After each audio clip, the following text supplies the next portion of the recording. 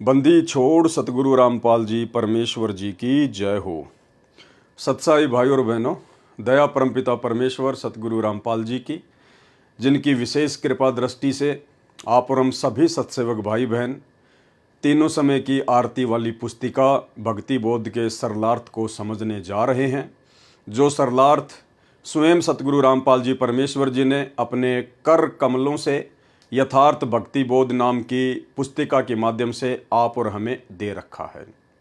हमने केवल परमपिता परमेश्वर जी के द्वारा किए गए सरलार्थ को वीडियो के माध्यम से समझना है, जानना है, भक्ति मार्ग के गूढ़ रहस्यों को पहचानना है और गुरुदेव भगवान के चरणों के प्रति उनको परमेश्वर मानते हुए दृढ़ हो जाना है।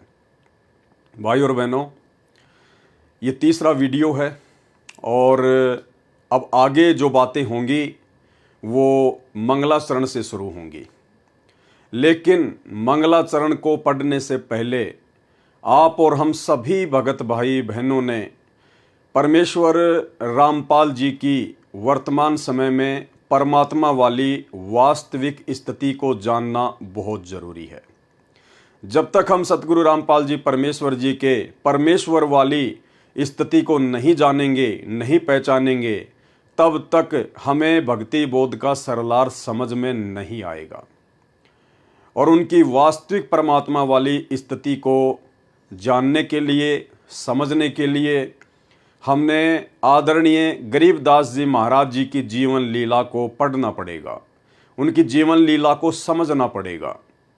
उसके बाद हमें भली भांति समझ में आ जाएगा कि वर्तमान में सतगुरु रामपाल जी कौन हैं, एक साधारण व्यक्ति हैं, साधारण संत हैं, या फिर आम इंसान के चोले में स्वयं सारी सृष्टि के रचनहार कबीर देव हैं।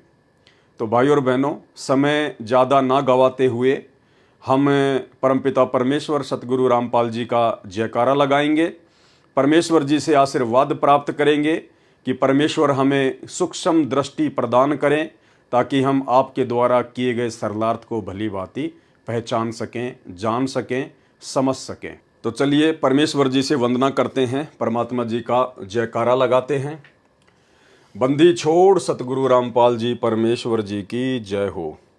परमपिता परमात्मा सारी सृष्टि के रचनहार, कुल मालिक, असंख्य ब्रह्मांडों के स्वामी, जगत गुरु, तीनों लोकों में प्रवेश करके सबका धारण पोषण करने वाले राजाधिराज, आत्माधार, नाथों के नाथ, देवों के देव महादेव, सर्वेश्वर महेश्वर, मृत्युंजय, अजरो अमर, आदि अनादि सनातनी प्रभु, जगत पिता जगदीश्वर, श्री श्री 1008 की उपाधि के वास्तविक अधिकारी, अकाल मूर्त सौद स्वरूपी राम वासुदेव, सर्वगतम ब्रह्म, परम पूज्य, प्रथम पूज्य, परम संत, परम पुरुष, परम धनी, परम दयालु, सत्य कबीर, हक्का कबीर, अल्लाहु कबीर, अल्लाहु अकबर, बाखबर, अल्लाह ताला, जगत के तारणहार, जगत के मुक्तिदाता, जगत के जगन्नाथ, हारे के सहारे, हिंदुओं के राम, मुसलमानों के अल्लाह, सिखों के वाहिगुरु, ईसाइयों के मसीह, दया के सागर दयानिधि, करुणा के सागर करुणानिधि, स्वयंभू परिभू, संकट मोचन, कष्ट हरण, मंगल करण,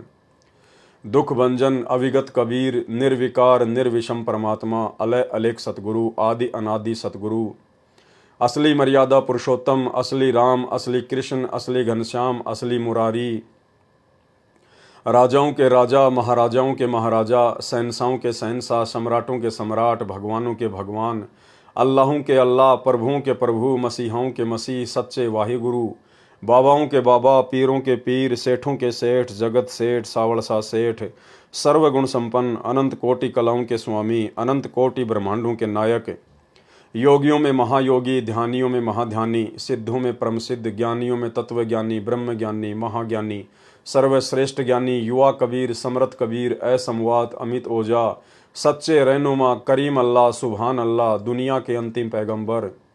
8 सितंबर 1951 से गांव धनाना, जिला सोनीपत, हरियाणा, भारतवर्ष की पावन भूमि में प्रकट रियल कल की भगवान श्री नारायण साकार हरि, रियल बाबा साहेब, संत शिरोमणि सतगुरु रामपाल जी परमेश्वर जी के चरण कमल में साध संगति से जुड़े हुए हम सभी सत्सेवक भाई बहनों का अनंत कोटि दंडवत प्रणाम।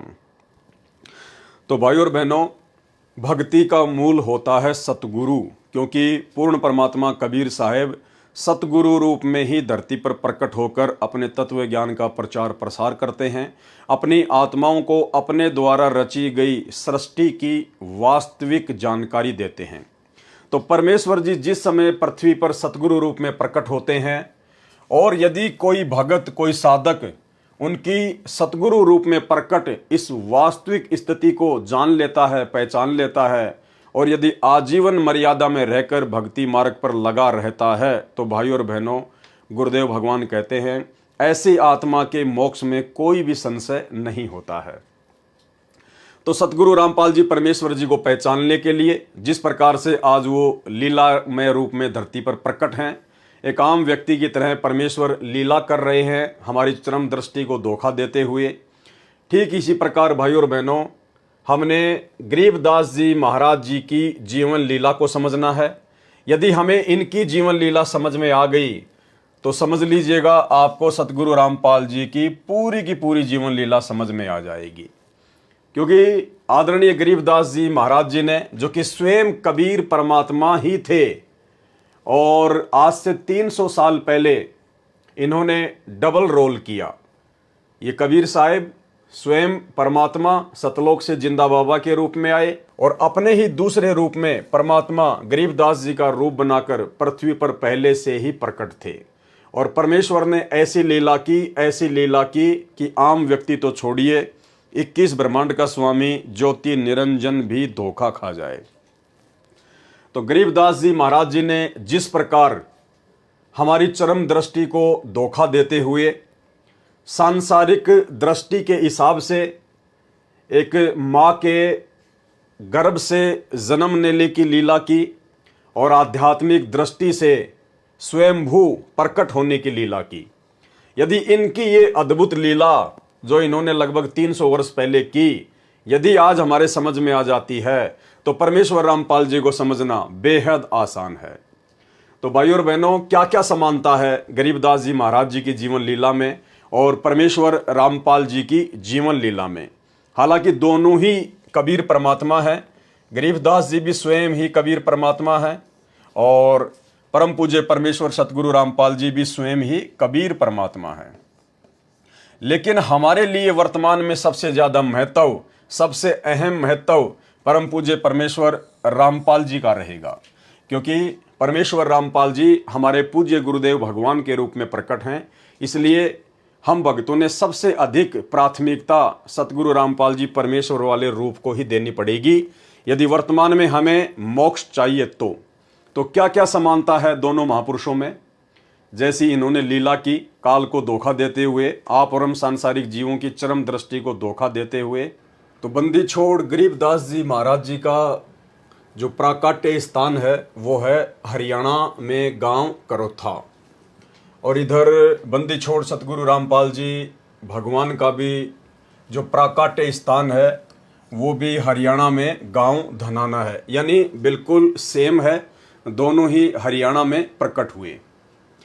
और भाइयों और बहनों, ये भक्ति बोध पुस्तक जिससे हम 3 समय की आरती करते हैं, इसमें यदि आपने नोटिस किया हो तो शुरुआत में इसमें हमारी गुरु प्रणाली लिखी हुई है, गुरु प्रणाली।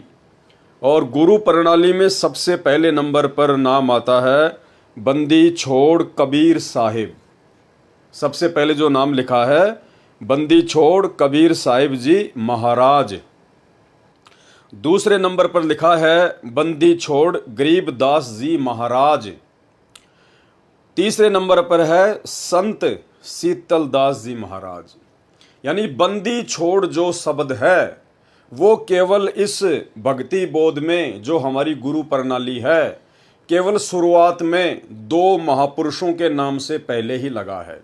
सबसे पहले बंदी छोड़ कबीर साहिब जी महाराज, दूसरे नंबर पर बंदी छोड़ गरीबदास जी महाराज। इसके अलावा जितने भी संत हुए हैं गुरु प्रणाली में, किसी के भी नाम से पहले बंदी छोड़ शब्द नहीं लगा है।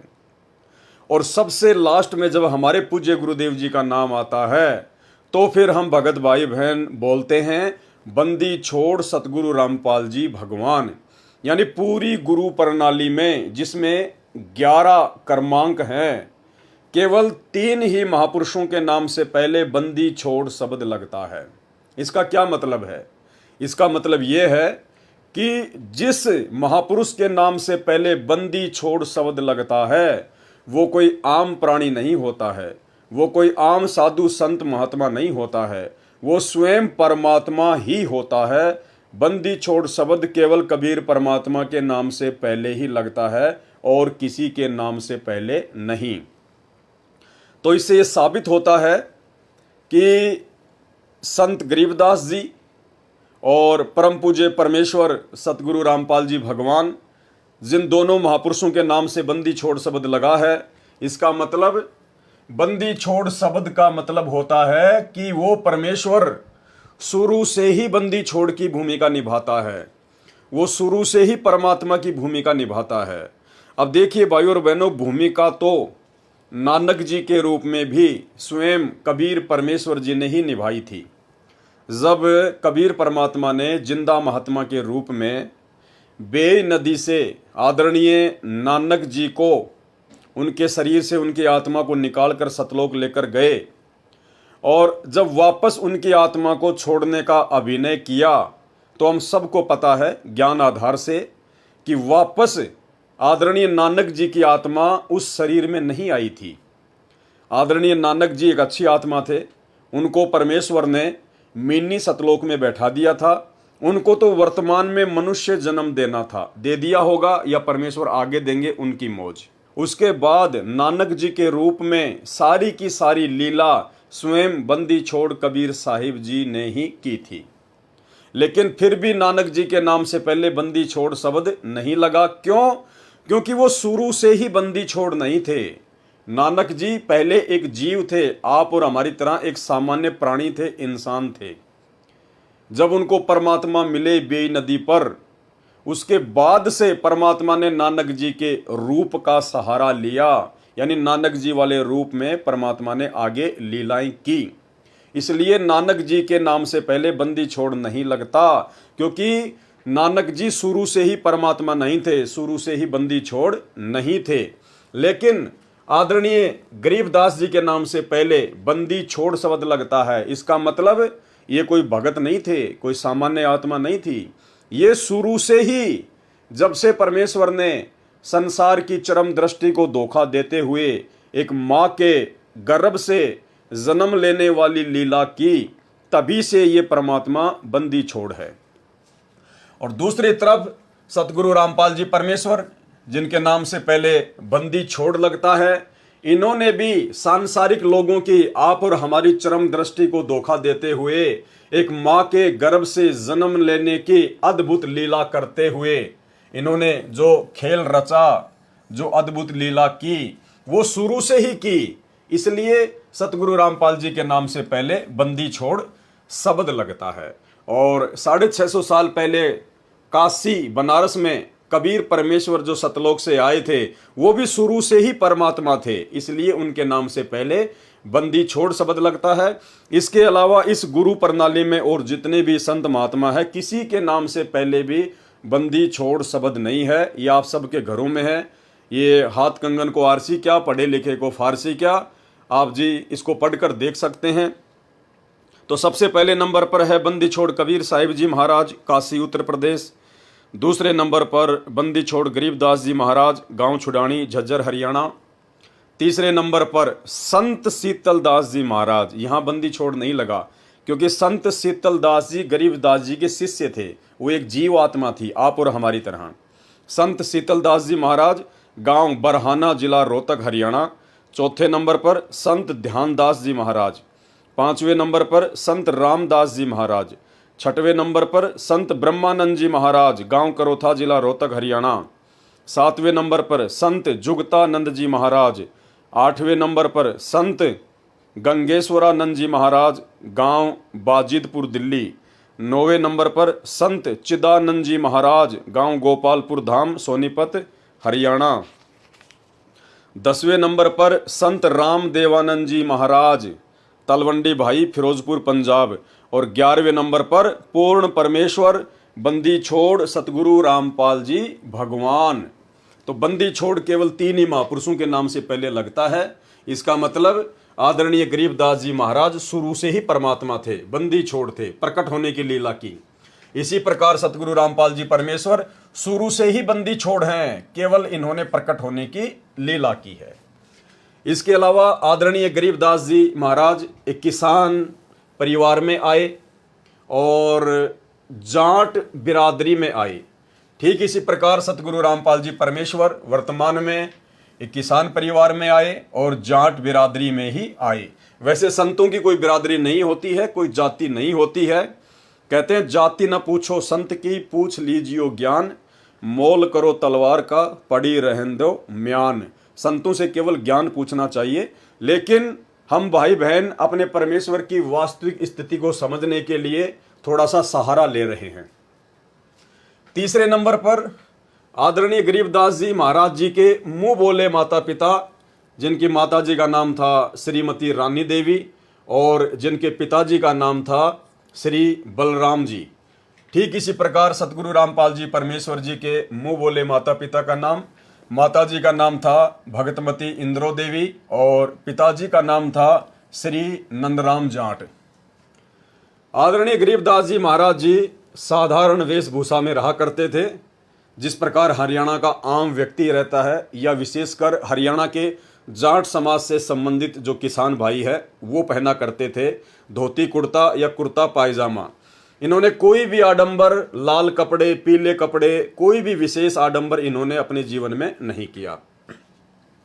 ठीक इसी प्रकार वर्तमान में परम पूज्य परमेश्वर सतगुरु रामपाल जी बिल्कुल साधारण वेशभूषा, जैसा कि हरियाणा का आम व्यक्ति पहनता है या विशेषकर हरियाणा में जाट बिरादरी से संबंधित लोग पहनते हैं, कुर्ता पायजामा या धोती कुर्ता।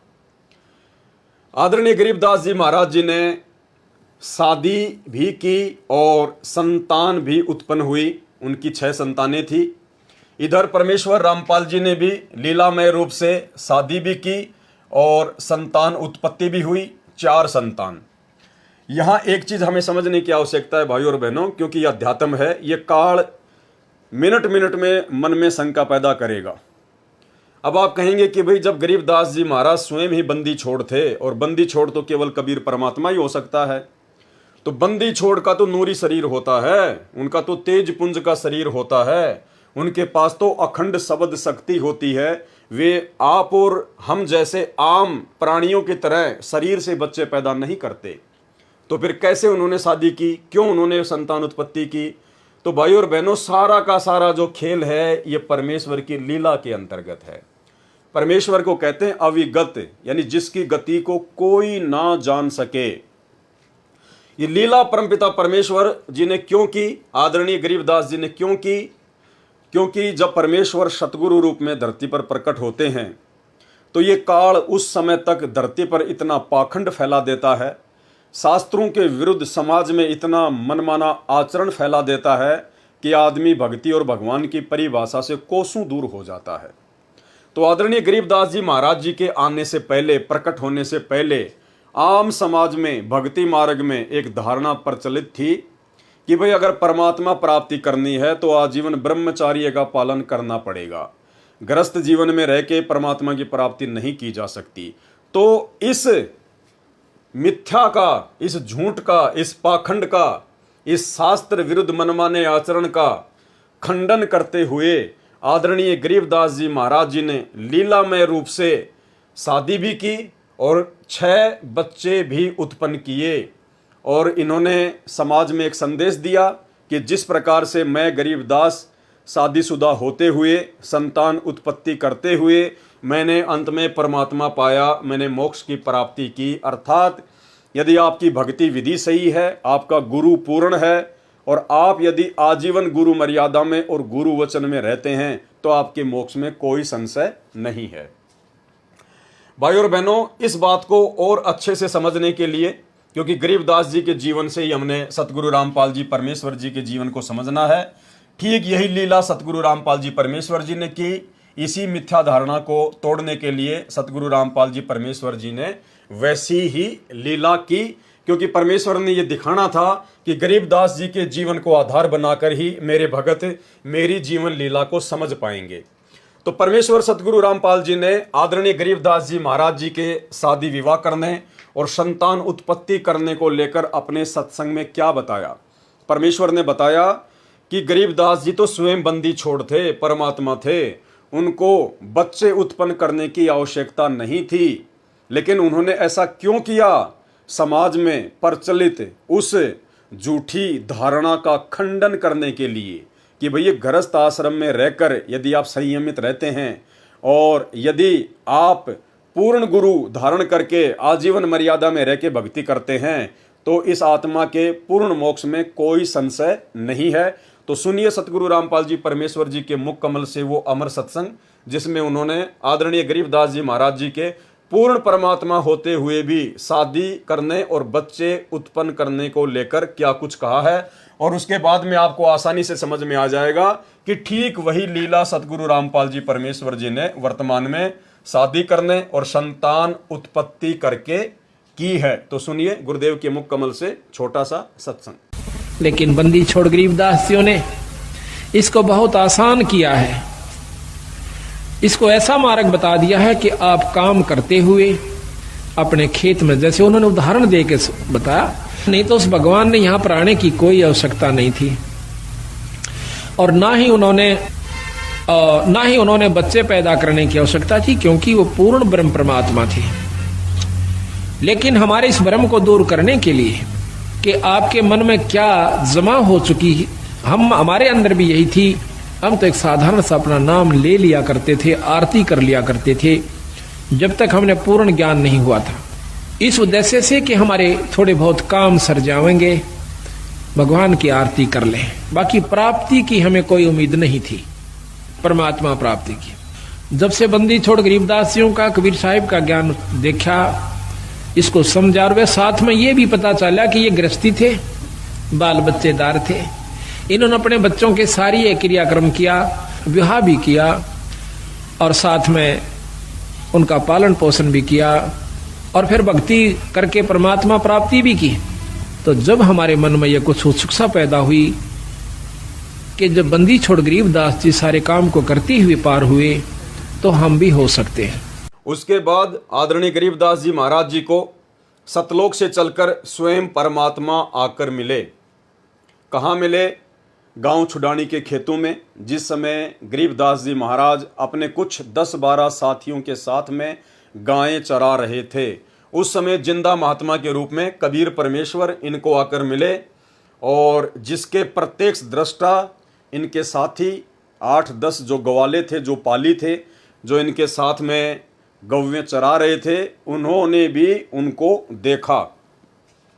ठीक इसी प्रकार सतगुरु रामपाल जी परमेश्वर, अब हालांकि ये तो स्वयं ही परमात्मा है, स्वयं ही परमेश्वर हैं, इनको कौन आके मिलेगा, लेकिन फिर भी परमेश्वर जी ने एक आम व्यक्ति की भूमिका निभाते हुए ये दर्शाया कि मुझे भी मार्च 1997 में दिन के 10 बजे कबीर परमात्मा आकर मिले। ये सत्संग आपने गुरुदेव भगवान के मुख कमल से कई बार सुन रखा होगा, जिसमें गुरुदेव ने कहा है कि सन 1997 में जब वो ठीक का समय आया कि जब आवेगा 5500 पांचा, तब ये वचन मेरा होगा साचा। 5000 और 500 जब कलयुग बीत जाए, महापुरुष फरमान तब जग तारन को आए। तो कलयुग के 5500 वर्ष सन 1997 में कंप्लीट होते हैं। उसके विषय में गुरुदेव ने बताया कि 1997 में दिन के 10 बजे कबीर परमात्मा मुझे आकर मिले और सार नाम दान करने का आदेश देकर अंतर ध्यान हो गए। ये परमेश्वर जी ने लीला की, जबकि इस बात का कोई भी प्रत्यक्ष दृष्टा नहीं है, लेकिन ये परमेश्वर हैं। ये उस वाणी को सिद्ध करने के लिए परमेश्वर जी ने ऐसा कहा है, ऐसी इन्होंने लीला की है। और परमेश्वर जी ने यदि कहा है गुरुदेव भगवान ने, और कहते हैं साध वचन पलटे नहीं, चाहे पलट जाए ब्रह्मांड, तो परमेश्वर जी ने ये लीला आप और हम भगत भाई बहनों को समझाने के लिए और अध्यात्म में परमेश्वर की उस अमर वाणी को सत्य साबित करने के लिए कि 5000 और 500 जब कलयुग बीत जाए, महापुरुष फरमान तब जग तारन को आए, ऐसी लीला परमात्मा ने की। तो परमेश्वर आदरणीय गरीबदास जी महाराज जी को भी आकर मिले और परमेश्वर परम पूज्य परमेश्वर सतगुरु रामपाल जी परमेश्वर जी को भी आकर मिले, अर्थात स्वयं का स्वयं से ही मिलन हुआ।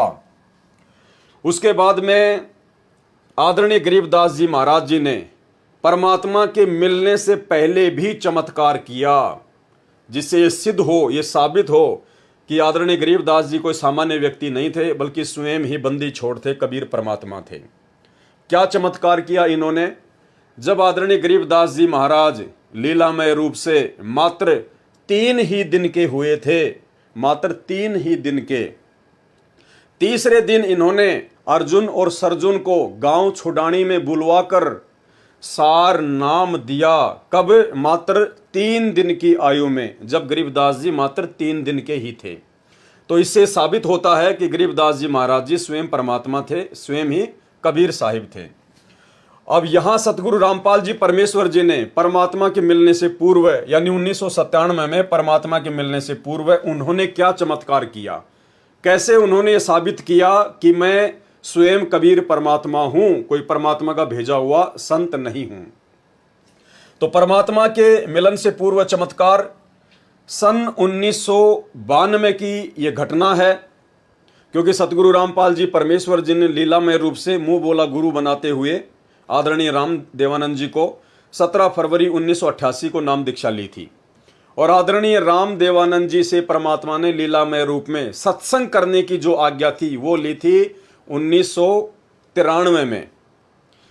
लेकिन घटना है 1992 की, सन 1992 की यह घटना है, जिस समय परमात्मा केवल एक भगत की भूमिका में थे, एक आम व्यक्ति की भूमिका में थे।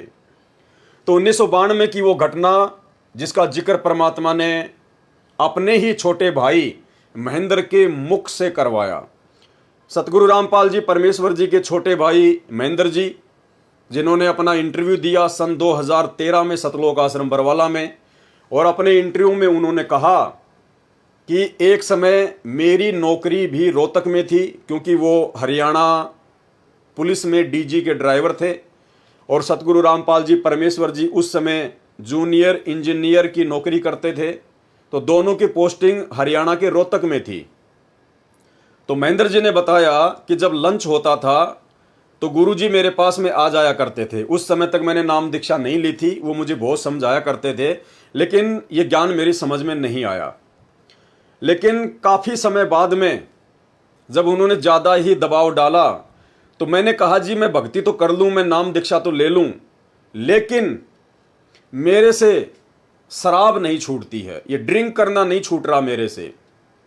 तो सन 1992 में, जिस समय तक सतगुरु रामपाल जी स्वयं भक्ति किया करते थे, एक भगत की भूमिका में थे, 1992 में सतगुरु रामपाल जी परमेश्वर जी ने अपने छोटे भाई महेंद्र को आशीर्वाद दिया, उनसे कहा कि जा आज के बाद नहीं पिएगा। और भाइयों और बहनों, महेंद्र ने कहा कि वो 1992 का दिन है और आज का दिन है, मैंने शराब को छुआ तक नहीं है। तो घटना 1992 की, जिस समय सतगुरु रामपाल जी परमेश्वर जी एक भगत की भूमिका में थे, और एक भगत, इस कबीर पंथ में भगत का ये नियम होता है कि वो ना किसी को आशीर्वाद दे सकता है, ना किसी का आशीर्वाद वो ले सकता है।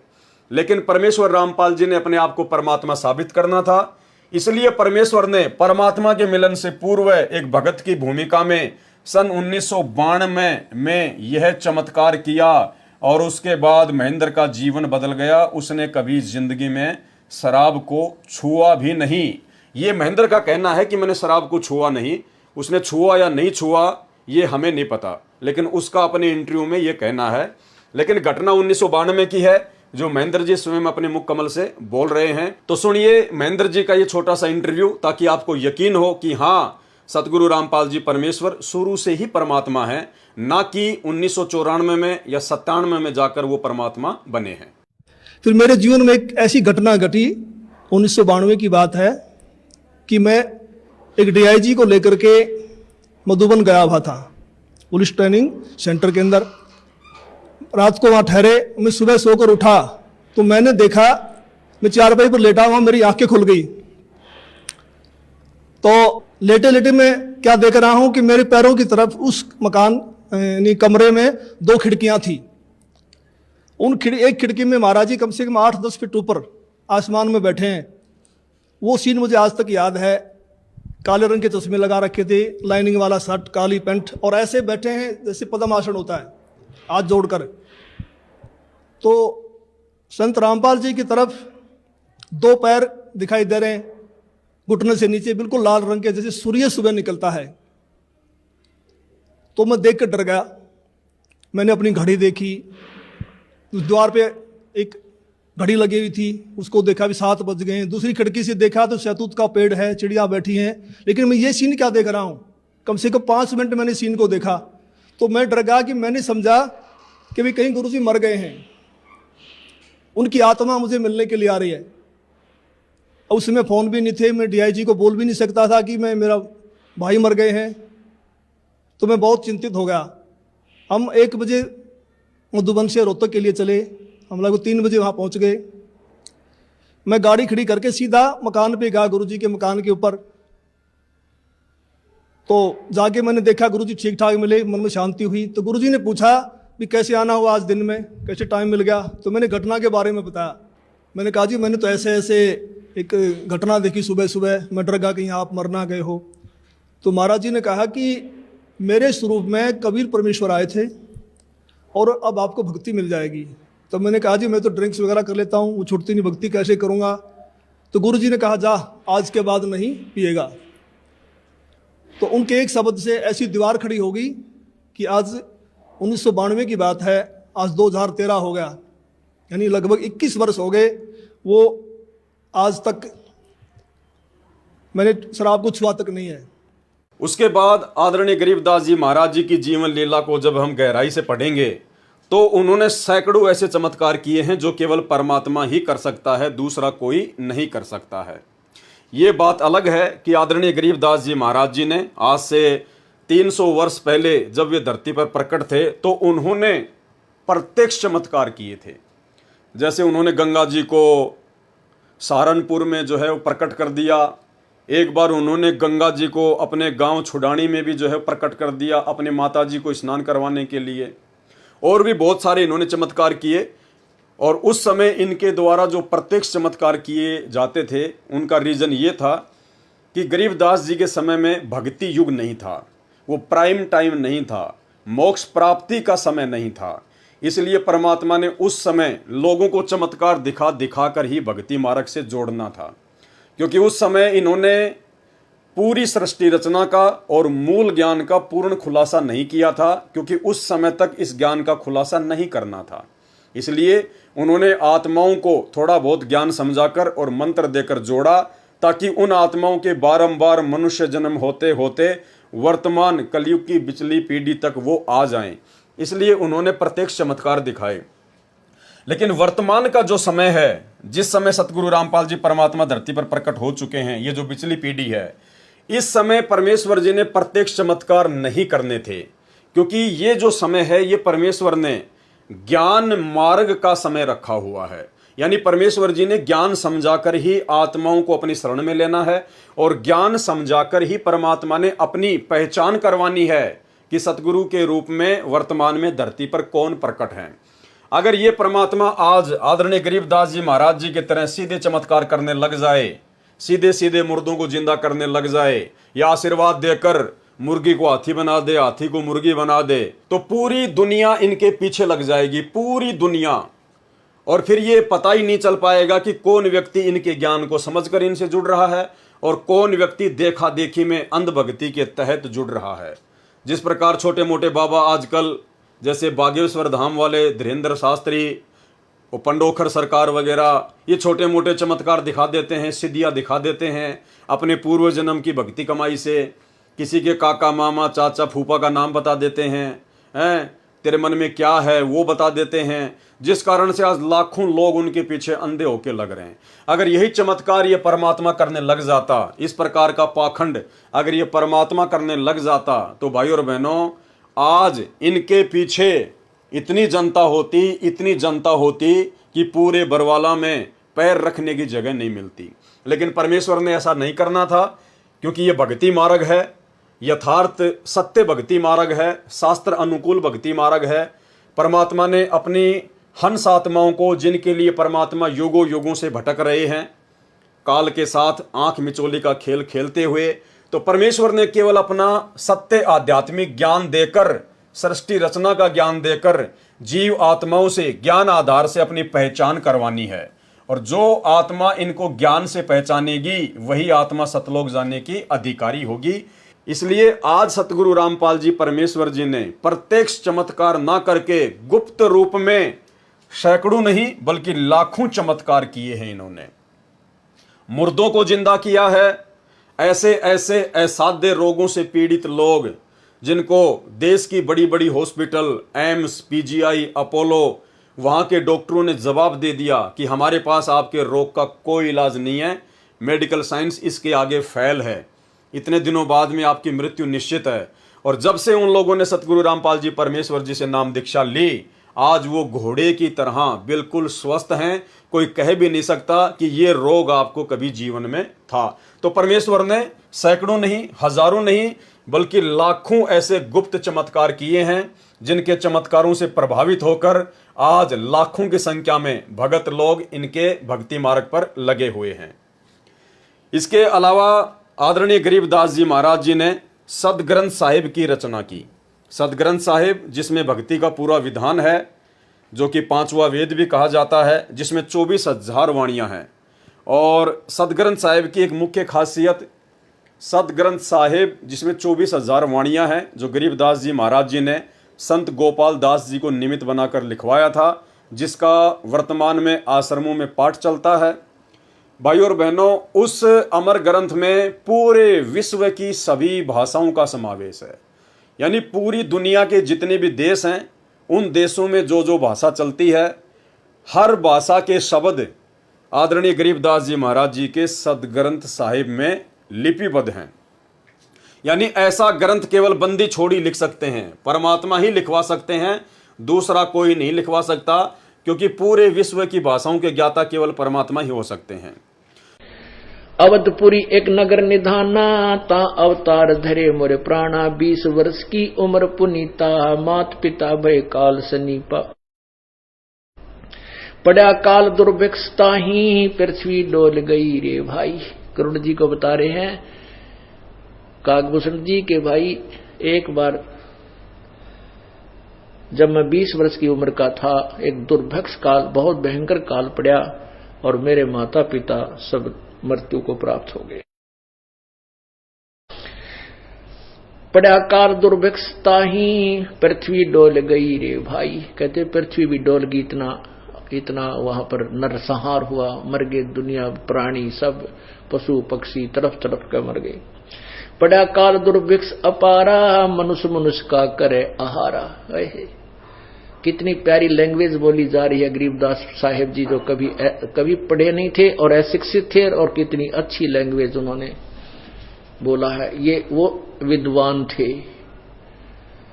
एक अक्षर एक कोई भाषा विशेष के जानकार होने से विद्वान नहीं होता। जैसे कोई संस्कृत जानता है तो उसको अंग्रेजी नहीं आती, वो किसा विद्वान, उसने फारसी नहीं आती, पंजाबी नहीं आती। तो कबीर, ये परमात्मा जो है गरीबदास जी महाराज और कबीर साहब जी प्रत्येक लैंग्वेज को जानते थे। पृथ्वी पर जितनी भी भाषा है वो सभी का इन अपनी लैंग्वेज में, अपनी अमरवाणी में प्रयोग किया हुआ है।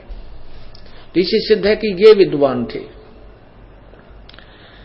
और इधर आदरणीय गरीबदास जी महाराज जी के द्वारा लिखे गए उसी सदग्रंथ साहिब का खुलासा, जिस सदग्रंथ साहिब में दुनिया की तकरीबन 3000 के आसपास भाषाओं का समावेश है, 3000 के आसपास। आज उस सदग्रंथ साहिब का खुलासा कौन कर रहा है? किसने सदग्रंथ साहिब का खुलासा किया? सन 1994 से एकमात्र महापुरुष इस पृथ्वी पर सतगुरु रामपाल जी परमेश्वर जी हैं, जिन्होंने विश्व की 3000 से ज्यादा भाषाओं के शब्द युक्त आदरणीय गरीबदास जी महाराज जी के द्वारा लिखवाए गए सदग्रंथ साहिब का खुलासा किया। अन्यथा गरीबदास जी के पंथ को चले हुए 300 वर्ष हो गए। इतने कबीर पंथी साधु संत महात्मा हैं, आज तक कोई भी इस सदग्रंथ साहिब का खुलासा नहीं कर पाया और ना ही भविष्य में कर पाएंगे। तो ये स्वयं परमात्मा है जिन्होंने 3000 से ज्यादा भाषाओं से युक्त आदरणीय गरीबदास जी महाराज जी के सदग्रंथ साहिब का खुलासा किया और वर्तमान में कर रहे हैं। इसके अलावा आदरणीय गरीबदास जी महाराज जी का जब समय पूरा हुआ, जब उन्होंने अपनी लीला समाप्त करनी थी इस शरीर से, तो आज गरीबदास जी महाराज जी के जो पंथी हैं और उन्होंने जो सतग्रंथ साहिब लिखा हुआ है, तो उसकी भूमिका में लिखा है कि जब गरीबदास जी महाराज जी का अंतिम संस्कार किया गया तो उसके बाद में उनकी अस्थियां नहीं मिली, और उसके बाद उन्होंने सतग्रंथ साहिब की भूमिका में लिखा कि आदरणीय गरीबदास जी महाराज कोई आम व्यक्ति नहीं थे, कोई सामान्य संत नहीं थे, ये तो स्वयं परमात्मा थे। इनका तो शब्द स्वरूपी शरीर था, इनकी तो तेज पुंज की देह थी, इनकी तो अस्थि भी नहीं मिली। मतलब इनके रहते सहते तो इनको बावलिया कहा करते थे, पागल कहा करते थे, छोरी का छोरा कहा करते थे, लड़की का लड़का कहा करते थे, गांव का दोहता कहा करते थे। और इनके जाने के बाद जब लोगों ने देखा कि इनकी चिता में अस्थि ही नहीं है, तो फिर इनको परमात्मा मानने लग गए, इनको बंदी छोड़ कहने लग गए। भाई उसके बाद क्या फायदा। और भाई बहनों, इधर जब परमेश्वर सतगुरु रामपाल जी इस काड़ लोक से अपनी लीला पूरी करेंगे, वापस अपने निज लोक सतलोक को जाएंगे, तो भाई और बहनों ये परमात्मा सशरीर सतलोक में जाएगा, सशरीर। आदरणीय गरीबदास जी महाराज जी ने तो आम सांसारिक व्यक्ति की तरह शमशान घाट पर जाने की लीला की, लेकिन इधर सतगुरु रामपाल जी परमेश्वर पूरी दुनिया को एक संदेशा देकर जाएंगे कि भाई आप लोग मौका चूक गए। यहाँ तो स्वयं बंदी छोड़ धरती पर विराजमान थे सतगुरु रामपाल जी के रूप में, ये परमात्मा सशरीर सतलोक जाएंगे, सशरीर सतलोक जाएंगे। और तभी इनका ये भक्ति मार्ग यथार्थ 13वां कबीर पंथ 1000 वर्ष तक निर्बाध रूप से और उसके बाद कई लाखों वर्ष तक इस कलयुग में चलेगा। इसलिए परमात्मा ऐसी ही लीला यहाँ से करके जाएंगे ताकि दुनिया इनको परमेश्वर मानकर फिर इनके भक्ति मार्ग पर दृढ़ता से लगी रहेगी। इसके अलावा जब आदरणीय गरीबदास जी महाराज जी ने छुड़ानी में अपना शरीर छोड़ा, उसके बाद में उसी शरीर में उसी अवस्था में ये उत्तर प्रदेश के सहारनपुर में अपने प्रिय भगत बूमड़ सैनी के घर पर प्रकट हो गए। भगत भूमड़ दास अर्थात भूमड़ सैनी जो इनका भगत था, जो सहारनपुर से सत्संग सुनने के लिए गांव छुड़ानी में आया करता था।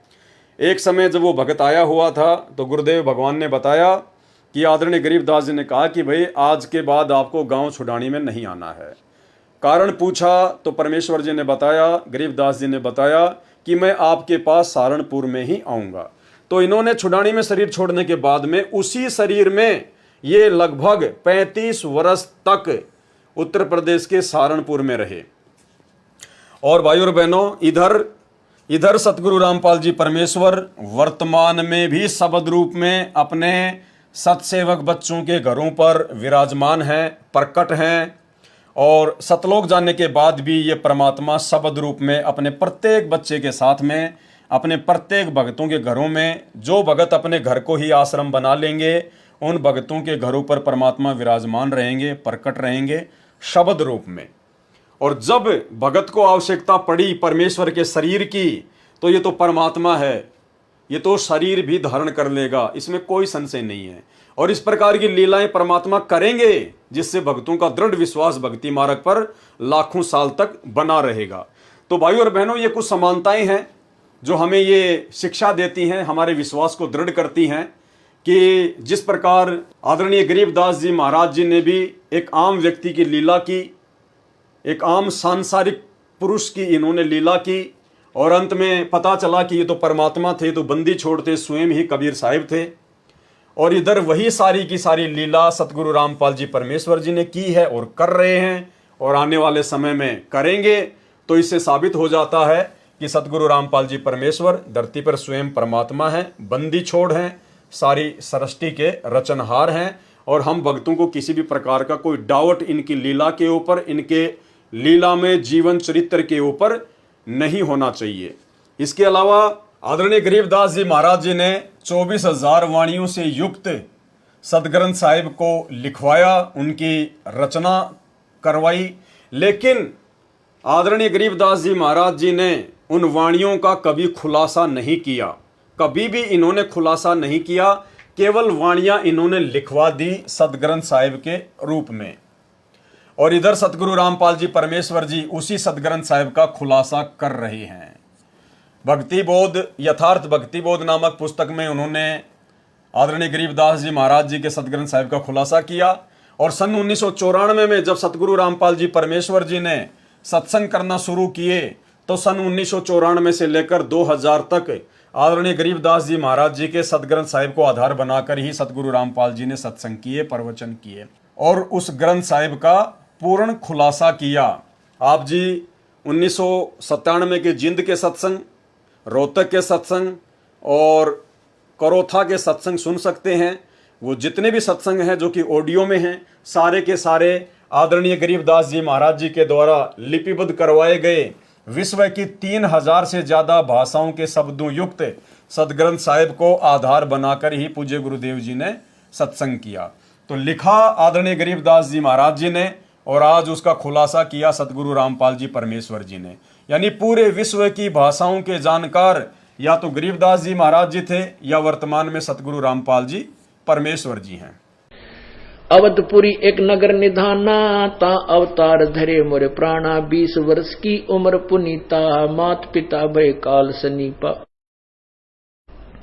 पड़ा काल दुर्भिक्षता ही, पृथ्वी डोल गई रे भाई। करुण जी को बता रहे हैं काकभूषण जी के भाई, एक बार जब मैं 20 वर्ष की उम्र का था, एक दुर्भिक्ष काल, बहुत भयंकर काल पड़ा और मेरे माता पिता सब मृत्यु को प्राप्त हो गए। पड़ा काल दुर्भिक्षता ही, पृथ्वी डोल गई रे भाई। कहते पृथ्वी भी डोल गई, इतना वहां पर नरसंहार हुआ, मर गए दुनिया, प्राणी सब, पशु पक्षी तरफ तरफ के मर गए। पड़ा काल दुर्भिक्ष अपारा, मनुष्य मनुष्य का करे आहारा। कितनी प्यारी लैंग्वेज बोली जा रही है गरीबदास साहिब जी, जो कभी पढ़े नहीं थे और अशिक्षित थे, और कितनी अच्छी लैंग्वेज उन्होंने बोला है। ये वो विद्वान थे। एक अक्षर एक कोई भाषा विशेष के जानकार होने से विद्वान नहीं होता। जैसे कोई संस्कृत जानता है तो उसको अंग्रेजी नहीं आती, वो किसा विद्वान, उसने फारसी नहीं आती, पंजाबी नहीं आती। तो कबीर, ये परमात्मा जो है गरीबदास जी महाराज और कबीर साहब जी प्रत्येक लैंग्वेज को जानते थे। पृथ्वी पर जितनी भी भाषा है वो सभी का इन अपनी लैंग्वेज में, अपनी अमर वाणी में प्रयोग किया हुआ है। तो इसी सिद्ध है कि ये विद्वान थे। अब भाई और बहनों, जब हमें इतनी बातों का पता चल रहा है, ऐसे ऐसे खुलासे हो रहे हैं, तो वह अपने कुछ बातों पर ध्यान देना होगा। जैसे गरीबदास जी के द्वारा लिखे गए उस सदग्रंथ साहिब का जब पाठ किया जाता है, तो वो पाठ कितने आदर और सम्मान के साथ में किया जाता है। उस ग्रंथ साहिब का, जिसकी हम केवल वाणियाँ पढ़ सकते हैं, उन वाणियों में क्या गूढ़ रहस्य है हम नहीं जान सकते। उसके बावजूद भी जब आश्रमों में उसका पाठ होता है, तो उस सदग्रंथ साहिब को कितने आदर और सम्मान के साथ में अपने हाथों में लेकर पाठ स्थल पर लाया जाता है, कैसे उसको ढक के रखा जाता है, कितना उसको इज्जत दी जाती है।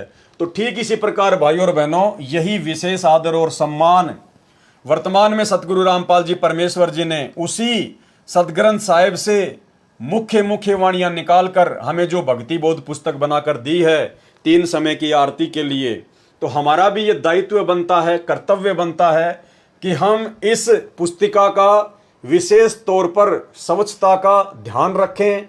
हम अपने घर पर कहीं भी इस पुस्तक को ना फेंकें, कहीं भी ना रखें, झूठे हाथ वगैरह इस पुस्तक को हम ना लगाएं। यानी ये हमारे पूज्य गुरुदेव जी के द्वारा लिपिबद्ध सदग्रंथ साहिब है, तो हमने इसका विशेष आदर करना चाहिए। जिस प्रकार आदरणीय गरीबदास जी महाराज जी के द्वारा लिखे गए सदग्रंथ साहिब का आश्रमों में आदर किया जाता है, क्योंकि हमारे गुरु सतगुरु रामपाल जी परमेश्वर जी हैं। हमारा मोक्ष सतगुरु रामपाल जी परमेश्वर जी के द्वारा होना है। और यदि सतगुरु रामपाल जी परमेश्वर आदरणीय गरीबदास जी महाराज जी के द्वारा लिपिबद्ध करवाए गए सदग्रंथ साहिब का खुलासा नहीं करते, उसके ऊपर सत्संग नहीं करते, पुस्तकें नहीं लिखते, तो आज हमें कैसे पता चलता कि इन वाणियों का क्या महत्व है, कितना महत्व है, हम भक्तों ने भक्ति मार्ग पर कैसे रहना है, कैसे चलना है। तो भक्ति बोध जो पुस्तिका है, ये आप और हम सभी भगत भाई बहनों के लिए ये सदग्रंथ साहिब है। हमने इसका बहुत आदर करना है, सम्मान करना है, झूठे हाथ नहीं लगाने हैं, हर जगह हमने इस पवित्र पुस्तक को नहीं रखना है। उसके बाद में सदग्रंथ साहिब को जब पढ़ते हैं तो आपने देखा होगा जितने भी सतलोक आश्रम हैं उनमें या 2014 से पहले सतगुरु रामपाल जी परमेश्वर जी करोथा या बरवाला आश्रम में सत्संग किया करते थे। सत्संग के समय 3 दिन का पाठ चलता था उसी सदग्रंथ साहिब का। तो जब सदग्रंथ साहिब का पाठ किया जाता था तो जो पाठी होता था वो अपने सिर पर एक सफेद कपड़ा पहनकर उसका पाठ किया करता था। यानी जितने भी पाठी बारी बारी से सदग्रंथ साहिब का पाठ किया करते थे आश्रमों में या वर्तमान में करते हैं, तो आपने नोटिस किया होगा कि जो पाठी होते हैं वो अपने सिर पर एक सफेद वस्त्र डालकर ही पाठ करता है। तो वैसे हम सत्सेवक भाई बहन तो काफी लंबे समय से जब भी हम तीनों समय की आरती करते हैं भक्ति बोध पुस्तक को हाथ में लेकर, तो हम सभी भगत भाई बहन अपने अपने सिर पर सफेद जो कपड़ा है वो डालकर ही आरती करते हैं। और जो माता बहनें हैं जो अपने सर पर कोई चुन्नी वगैरह या वैसे दूसरा अपना कोई वस्त्र पहनती हैं, तो उनको अलग से कोई सफ़ेद वस्त्र अपने सिर पर डालने की आवश्यकता नहीं है। लेकिन जो पुरुष भगत हैं वो अपने सर पर सफ़ेद कपड़ा ओढ़ कर ही तीनों समय की आरती करते हैं, इन वाणियों का पाठ करते हैं। इसके अलावा आपने ये भी देखा होगा इन आश्रमों में कि जब जब आदरणीय गरीबदास जी के द्वारा लिपिबद्ध करवाए गए सदग्रंथ साहिब का पाठ किया जाता है तो पाठी अपने मुंह से बोलकर ही पाठ करता है। आदरणीय गरीबदास जी के सदग्रंथ साहिब को सामने रखकर जो पाठी होते हैं वो अपने मुंह से बोलकर पाठ करते हैं। तो भाइयों और बहनों, हमारा सदग्रंथ साहिब है भक्ति बोध, हमारे पूज्य गुरुदेव भगवान के द्वारा लिखा हुआ है। हमने भी केवल इसका पाठ करना है। देखो, अगर आप ध्यान से देखोगे, आप सबके घरों में भक्ति बोध पुस्तक है, उसके नीचे नीचे लिखा होता है, मेन पृष्ठ पर नीचे नीचे यहां लिखा होता है मूल्य नित्य नियम पाठ। यानी गुरुदेव भगवान ने जब हमें नाम दीक्षा दी, जब हमें नाम दीक्षा प्राप्त होती है तो उस समय हमारे को निःशुल्क ये भक्ति बोध मिलती है। और उस समय भाइयों और बहनों जब हम देखेंगे इस भक्ति बोध के यहाँ पर तो नीचे लिखा हुआ है मूल्य नित्य नियम पाठ। यानी गुरुदेव भगवान कहते हैं कि भाई मैं तुम्हें जो निःशुल्क भक्ति बोध पुस्तक दे रहा हूं, यदि तुम तीनों समय इस पुस्तक को हाथ में लेकर इसका पाठ करोगे, स्वाध्याय करोगे, तीनों समय की आरतियां हाथ में लेके करोगे, नित्य तुम इसको पढ़ोगे, तो समझना तुम अपने गुरुदेव के द्वारा फ्री में दी गई, निःशुल्क दी गई इस पुस्तक का मूल्य अदा कर रहे हो। अन्यथा यदि आप ऑडियो वीडियो में आरती लगाकर सुनते हैं, अपना कोई काम भी करने लग जाते हैं, तो आप अपने गुरुजी के साथ में धोखा कर रहे हैं और खुद के साथ में बहुत बड़ा धोखा कर रहे हैं।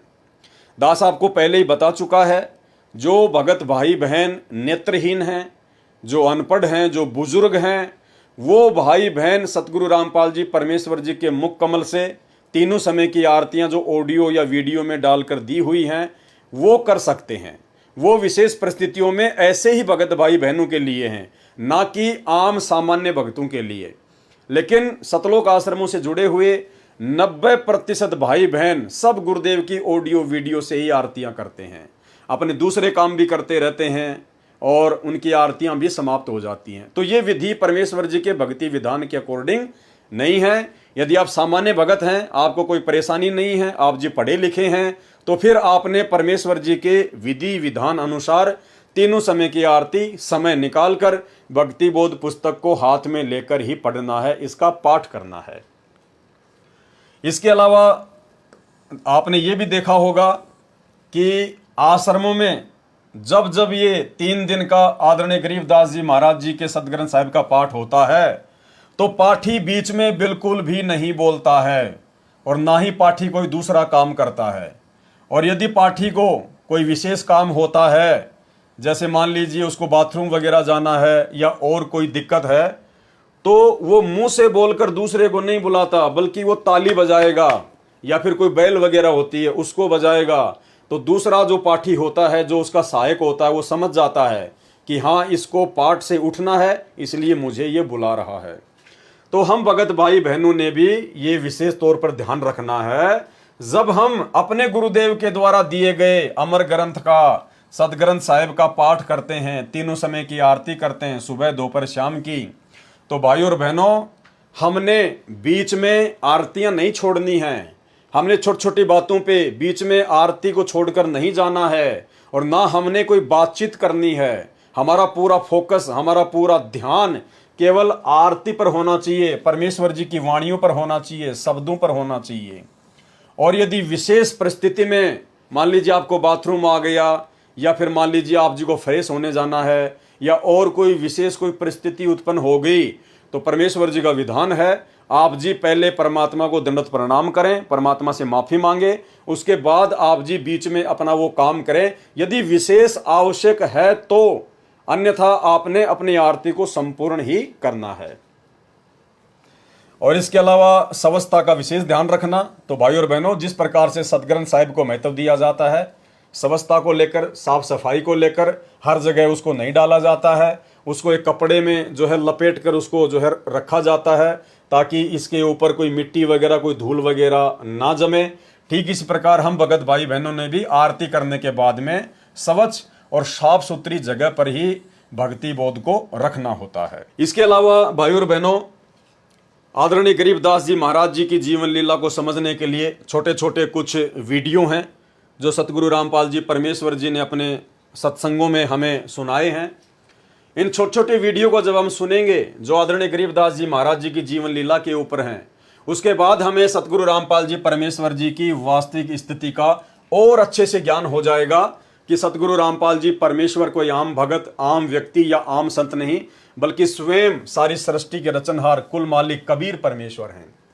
तो सबसे पहले आदरणीय गरीबदास जी महाराज जी के विषय में सतगुरु रामपाल जी परमेश्वर जी ने बताया कि गरीबदास जी महाराज जी ने बताया अपने सदग्रंथ साहिब में कि भाई ना तो कबीर परमात्मा माँ के गर्भ से आए, और भाई ना हमने माँ के गर्भ से जन्म लिया, ना हम माँ के गर्भ से आए। हम यानी गरीबदास जी कह रहे हैं कि ना तो कबीर जी का जन्म हुआ और ना हम माँ के गर्भ से आए।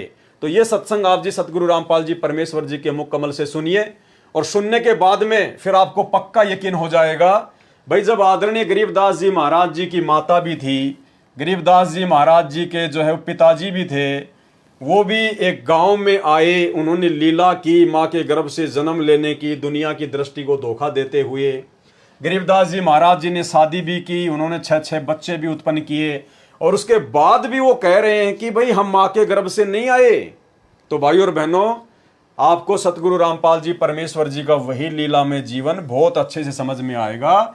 जब गरीबदास जी महाराज जी ऐसी लीला 350 साल पहले कर सकते हैं, परमात्मा हो सकते हैं, तो भाइयों और बहनों फिर सतगुरु रामपाल जी परमेश्वर जी के परमात्मा होने में भला कहाँ दिक्कत है। तो सुनिए गुरुदेव भगवान के मुख कमल से। प्रमाण दे रहे गरीबदास जी कि कबीर साहब माँ के पैदा नहीं हुई थी और ना हम गर्भ में आए भाई,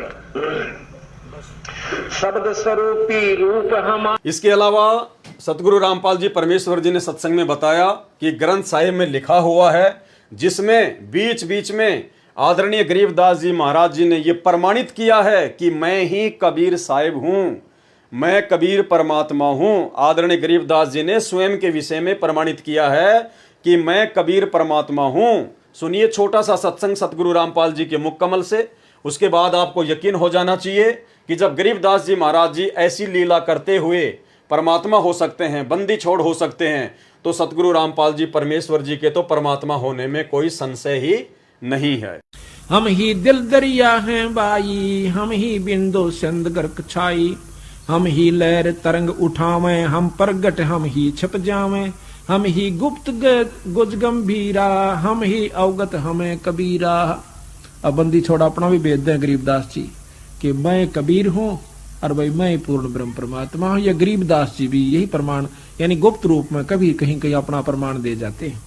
हम ही मुर्जी व मैदानी, हम ही शब्द महोदद खानी, हम ही गर्जें हम ही बरसें, हम ही कुल्प जड़ें हम नरखें, हम ही कुची हम ही ताला, हम ही मानक हीरे लाला, हम ही श्राप जौहरी कैया, हमरे हाथ लेखनी बैया। मेरे हाथ में सारे कर्म हैं आपके, हाथ का तात्पर्य कि मैं कहूंगा जब इनकी पार नहीं बसाओगी, ना ब्रह्मा की, ना विष्णु की, ना निरंजन की, जब मेरे हाथ में कलम मेरे हाथ में है और उसी समय पकड़ के न्यू कर दूंगा पूरी बही का ऊपर का, चल भाई आ जाओ मार। जिसने सार नाम ले लिया और सार शब्द पूरे अपने मारे संत ने ले लिया और उसकी फिर मर्यादा में गुरु शिष्य की जो मर्यादा होती है उसमें रहे, जब जाकर बात बनेगी। वो नहीं नाम ले लिया गुरु की तर आपकी तो मरो बुलाए तो भी ना आवे, हुआ बात नहीं भाई। कति सरदड़ की बाजी ला दे। महाराज कहे सर्वस सौंप देत साहेब को काज जिनों के सरिया। जो सर्वस कहते हैं मम संत मुझे जान मेरा स्वरूपम, मेरे संत को मेरा ही स्वरूप समझना। जब बात बनी इन्हों ना सोचियो कि मैं न सोचो कबीर बन गया ना, मैं तो बताऊं सुन के नियम है ये, आगे थारी मर्जी तुम क्या सोचो क्या करो कैसे करो, ये नियम संविधान बता रहे हैं उनके। हम ही भगली हम ही कोतवाल हम ही काजी, हम ही भगले गुरु हैं बाजी, ये सब खेल हमारे किए हमसे मिले सुनिश्चय जिए। ये सब हमारे खेल बनाए हुए से, निरंजन हमने बनाया और ये किस ब्रह्मंड इसको बनाकर हमने दिया, नो कहा हमसे मिले सो निश्चय जिए। इसके अलावा भाइयों और बहनों, आपने आदरणीय गरीबदास जी महाराज और राम राय जी के ऊपर एक सत्संग सुना होगा, झूमकरा का अंग। झूमकरा तत्व ज्ञान कोई ना कह रे झूमकरा, ये पैसे ऊपर नाच सुनो रे झूमकरा। यानी गुरुदेव भगवान ने सत्संगों में बताया और गरीबदास जी के सदग्रंथ साहिब में भी लिखा हुआ है कि पंजाब से एक व्यक्ति गरीबदास जी के भगत के मुख कमल से सुबह का नित्य नियम सुनकर बड़ा प्रभावित हुआ और उन्होंने गरीबदास जी महाराज जी का पूरा एड्रेस ले लिया कि ऐसे महापुरुष से तो मिलना चाहिए। और वो राम राय नाम का व्यक्ति, राम राय उर्फ झूमकरा, गांव में उसको झूमकरा कहा करते थे, वो गरीबदास जी से मिलने के लिए आ जाता है। और उस सारी कहानी का आप और हमें पता है कि किस प्रकार से वो गरीबदास जी से मिलने के लिए इतना आतुर था कि वो उनसे मिलने के लिए खेतों में चल पड़ता है। उधर से आदरणीय गरीबदास जी महाराज जी आ रहे थे अपने सिर पर पशुओं का चारा लेकर, भरोटा लेकर। अब गरीबदास जी तो अंतर्यामी थे, जानी जान थे, परमात्मा थे। उनको मालूम था कि इस भगत के मन में साधु संत महात्माओं की जो वेशभूषा है वो अलग ही प्रकार की है। वो ये सोचकर आया था कि कोई बहुत पहुँचे हुए महात्मा होंगे, सिर पर या तो बड़ी बड़ी जटा होगी, चेहरे पर बड़ी बड़ी दाढ़ी मूंछ होगी, या बिल्कुल साफ करवा रखा होगा, पीताम्बर पहन रखा होगा, भगवा पहन रखा होगा, कान वगैरह छिदवा रखे होंगे, धूणा वगैरह लगा के बैठता होगा। तो ऐसी धारणा राम राय के मन में थी गरीबदास जी से मिलने से पहले। तो गरीबदास जी तो जानी जान थे, अंतर्यामी परमात्मा थे, वो तो समझ गए उस बात को कि अगर मैंने अभी इसको कह दिया कि मैं हूं गरीबदास, तो ये यहीं से वापस पंजाब चला जाएगा, मेरी एक बात नहीं सुनेगा। तो गरीबदास जी ने कहा कि चलो जी मैं मिलाता हूं आपको गरीबदास जी से, और राम राय को लेकर वापस अपने घर पर आ गए। घर पर आने के बाद में उनके जो भगत थे आदरणीय गरीबदास जी के, वो उनके लिए नहाने के लिए पानी वगैरह की व्यवस्था करने लगे। तो राम राय ने पूछा भाई गरीबदास कौन सा है? तो एक भगत ने कहा रे बावड़े यही तो है जो तेरे साथ में आया है, यही तो है महाराज जी। तो राम राय का तो सिर चकरा गया, माथा पकड़ लिया, बोला भाई खोदा पहाड़ निकली चुहिया। ये महाराज, इसको किसने महाराज बना दिया, किसने साधु बना दिया? ये तो मेरे जैसा किसान है, इसके पास में ज्यादा जमीन होगी, मेरे पास में थोड़ी जमीन है। उसके बाद आदरणीय गरीबदास जी महाराज जी ने अपने सभी सेवकों को काम पर लगा दिया और नहाने के लिए जो बाल्टी रखी हुई थी वो नहाने लग गए। नहाने के बाद में जब वो अपनी धोती बांधने लगे तो आदरणीय गरीबदास जी महाराज जी ने अपनी उंगली पर चोट लगने का अभिनय करते हुए पास में बैठे हुए झूमकरा उर्फ राम राय से कहा कि वे राम राय मेरी उंगली के चोट लग गई, मेरी धोती के गांठ लगा दे, यानी मेरी धोती बांध दे। तो राम राय ने जैसे ही धोती बांधना शुरू किया और वो गांठ लगाने लगा तो धोती का जो पल्लू था, जो गांठ थी, वो आर पार हो जाती। अब राम राय ने देखा शायद मेरी आंखों का धोखा है, उसने फिर से वो गांठ पूरे शरीर पर कपड़ा लपेट कर और जैसे गांठ मारना शुरू की, वो गांठ, वो कपड़ा गरीबदास जी के पूरे शरीर के आर पार हो गया और वो गांठ लग गई। तीसरी बार उसने ऐसा ही किया कि हो सकता है मेरी आंखों का धोखा हो। फिर से उन्होंने गरीबदास जी के पूरे शरीर के वो कपड़ा लपेट कर और जैसे गांठ मारना शुरू की तो कपड़ा शरीर के आर पार होता हुआ उस कपड़े के गांठ लग गई। फिर राम राय ने ऊपर देखा तो राम राय जी श्री विष्णु जी के भगत थे, विष्णु जी की भक्ति किया करते थे और परमात्मा का विधान है कि इस मोक्ष के टाइम से पहले, इस बिचली पीढ़ी वाले समय से पहले जो भी भगत जिस भी भगत की, अवतार की या किसी की भी वो पूजा करता है अपना इष्ट मानकर, परमात्मा उसी रूप में उसको दर्शन दिया करते थे। तो जैसे ही झुमकरा ने ऊपर देखा, क्योंकि गरीबदास जी ने कहा, अरे भाई झुमकरा क्या हुआ, अरे मैं तो तेरे जैसा एक किसान हूं, तेरे जैसा जमींदार हूं, तेरे से गांठ क्यों नहीं लग रही। तो जब झुमकरा ने ऊपर देखा तो विष्णु जी के रूप में आदरणीय गरीबदास जी ने उनको दर्शन दिए, और उस समय उनको अपनी गलती का एहसास हुआ कि ये तो स्वयं परमात्मा है, ये तो भगवान है, मैं ही धोखे में था। तो कहने का मतलब है आदरणीय गरीबदास जी महाराज जी ने ये लीला की, अपने आप को परमात्मा साबित किया कि मेरा नूरी शरीर है, मेरा सौद स्वरूपी शरीर है, मेरा शरीर तुम आम जीवों की तरह हाड़ मांस का नहीं है, क्योंकि वो कपड़ा शरीर से आर पार होके गांठ लग रही थी। ठीक इसी प्रकार भाई और बहनों, सतगुरु रामपाल जी परमेश्वर जी के जीवन को जब आप देखेंगे, जब आप उनके भक्तों के इंटरव्यू सुनेंगे, या सतगुरु रामपाल जी परमेश्वर जी के मुख कमल से जो इन्होंने अपने भक्तों के इंटरव्यू सुनाए हैं, जब आप वो सुनोगे तो आपको पता चलेगा कि भगत जब सतगुरु रामपाल जी परमेश्वर जी के चरणों की सेवा किया करते थे, उस समय सतगुरु रामपाल जी परमेश्वर जी के चरण फोम से भी ज्यादा मुलायम, फोम से भी ज्यादा मुलायम, ना कोई हड्डी, ना किसी प्रकार का अन्य कोई आडंबर जो आप और हमारे इस हाड़ मांस के शरीर में होता है। एक भगत ने तो स्पेशल सतगुरु रामपाल जी की यही सोचकर परीक्षा ली थी कि अगर परमात्मा होगा तो हमारे जैसे उनके शरीर में हड्डियां नहीं होंगी, बिल्कुल कोमल शरीर होगा, रुई जैसा, जैसे कबीर जी का था। और जब वो भगत ये सोचकर सतगुरु रामपाल जी के चरणों की सेवा करने गया तो बिल्कुल उसने वैसा ही पाया, बिल्कुल वैसा ही, और वो अचंभित हो गया। तो सतगुरु रामपाल जी परमेश्वर जी ने कहा कि भगत देख, गुरु अपने चेले की परीक्षा लेके फिर उसको नाम दीक्षा देता है, लेकिन तूने तो अपने गुरु की परीक्षा ली है। अब यदि तू इस भक्ति मार्ग से हट गया तो परमात्मा तुझे कभी भी क्षमा नहीं करेगा। तो भाई और बहनों, सुनिए इंटरव्यू सतगुरु रामपाल जी परमेश्वर जी के भक्तों के, जिसमें आपको पता चलेगा कि जब वो परमेश्वर जी के चरणों की सेवा किया करते थे तो परमेश्वर जी के चरण रुई से ज्यादा मुलायम, फोम की तरह, क्योंकि परमेश्वर जी का सौद स्वरूपी शरीर है, नूरी शरीर है, तेज पुंज की देह है, आप और हमारी तरह हाड़ मांस की देह नहीं है। के बाद आश्रम क्रोथा में खाना खाया तो दर्द नहीं हुआ। दांतों को हाथ लगाकर देखा तो वो हिल रहे थे, लेकिन कम हिल रहे थे, और वो अब भी हिलते हैं लेकिन तकलीफ नहीं। इसके बाद दर्शनों के लिए गया तो चरण सेवा मिली तो सतगुरु देव के चरण ऐसे लगे जैसे फोम की रुई से भी नरम हो। तो मैं तो ऐसा हो गया कि न कोई चिंता और न कोई तकलीफ, मैं बहुत खुश हो गया। अपने आप ही मन में आता रहा कि इनसे ऊपर कोई और शक्ति नहीं। इसके अलावा आदरणीय गरीबदास जी महाराज स्वयं ही कबीर परमात्मा थे, बंदी छोड़ते। इसका एक अन्य जो प्रमाण है वो अर्जुन सर्जुन के द्वारा गरीबदास के रूप में कबीर परमात्मा जी की पहचान करना।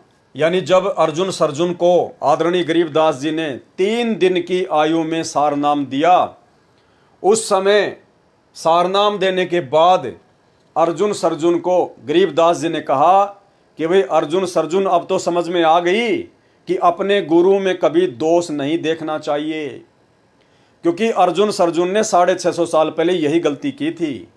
उन्होंने लोगों के कहने पर अपने गुरु के ऊपर संदेह कर लिया। जब परमेश्वर जी ने लीला की थी, अपनी ही एक शिष्या जो कि पहले वेश्यावर्ती का काम किया करती थी, गणिका थी, परमेश्वर से नाम लेने के बाद वो आश्रम में आने लग गई। भगत उनको टॉर्चर करने लग गए कि तू बदनाम औरत है, गुरुजी को बदनाम करेगी, आश्रम में मत आया कर। तो भक्तों के प्रति ऐसा रवैया देखकर कबीर परमेश्वर जी ने 64 लाख भक्तों की परीक्षा ली। उसी बहन को, गणिका को परमात्मा ने निमित्त बनाया, और उसी गणिका के तहत परमेश्वर जी ने अर्जुन सर्जुन की भी परीक्षा ली, और अर्जुन सर्जुन भी उस परीक्षा में फेल हो गए थे। यानी उन्होंने अपने गुरु के ऊपर संदेह कर लिया था। उसके बाद वो बहुत रोए। जब परमात्मा ने उनको समझाया, उनको अपनी गलती का एहसास भी हुआ, तो उस समय कबीर परमात्मा ने कहा कि भाई अब मेरे इस शरीर से तुम्हारा मोक्ष नहीं हो सकता, क्योंकि रहीमन धागा प्रेम का मत तोड़ो छिटकाए, टूटे से फिर ना जुड़े और जुड़े तो गांठ पड़ जाए। क्योंकि तुमने मेरे इस शरीर में दोष देख लिया, इसलिए तुम इस शरीर में पार नहीं हो सकते। तो अर्जुन ने बहुत ज़्यादा मिन्नतें की, प्रार्थना की, रोए, पैर नहीं छोड़े। तो परमात्मा ने कहा कि भाई ठीक है, आज से 250 साल बाद मैं गांव छुडानी में ऐसे दिल्ली के पास में हुमायूंपुर, वहाँ से एक गांव है छुडानी हरियाणा में, वहाँ पे मैं प्रकट होऊंगा और उस समय आपको मैं नाम दीक्षा दूंगा। तो उन्होंने कहा कि महाराज हमें कैसे पता चलेगा? बोला वो मेरा काम है तुम्हें सचेत करना। तो जब गरीबदास जी महाराज जी आए, कबीर परमात्मा गरीबदास जी के रूप में गांव छुडानी में सन 1717 में आए, और जब 3 दिन के ही थे शिशु रूप में, उसी समय उन्होंने सौपन के माध्यम से अर्जुन को संदेशा दिया कि भाई मैं आ चुका हूं, आ जाओ। अर्जुन आए और मात्र 3 दिन की आयु में आदरणीय गरीबदास जी महाराज जी ने रानी माता को गहरी नींद में सुला दिया और मात्र 3 दिन की आयु में अर्जुन को सार नाम दिया। और वो 250 साल के अर्जुन आदरणीय गरीबदास जी के पैरों में पड़कर रोने लगे। उस समय 3 दिन की आयु के उस बच्चे आदरणीय गरीबदास जी महाराज जी ने कहा कि अर्जुन समझ में आ गई कि अपने गुरु जी पर कभी भी संदेह नहीं करना चाहिए, अपने गुरु में कभी भी दोष नहीं देखना चाहिए। तो ये एक प्रमाण है कि गरीबदास जी के रूप में अर्जुन ने अपने गुरु कबीर परमात्मा को पहचाना। तो आप जी सुनिए ये छोटा सा शब्द जिसकी एक चौपाई, जिसमें परमात्मा ने कहा है कि अर्जुन ने पहचान लिया और छुडानी में दर्शन आन किया। अर्जुन ने पिछान लिए, छुडानी में दर्शन आन किए।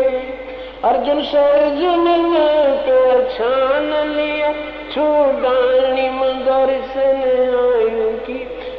रानी नंदन हमने जान लिए, बल राम पिता जनाया है। भक्ति की भिक्षा दे, मीद कटोरा लाया है। सत कबीर दवारे, तेरे पैक दास भिखारी आया है।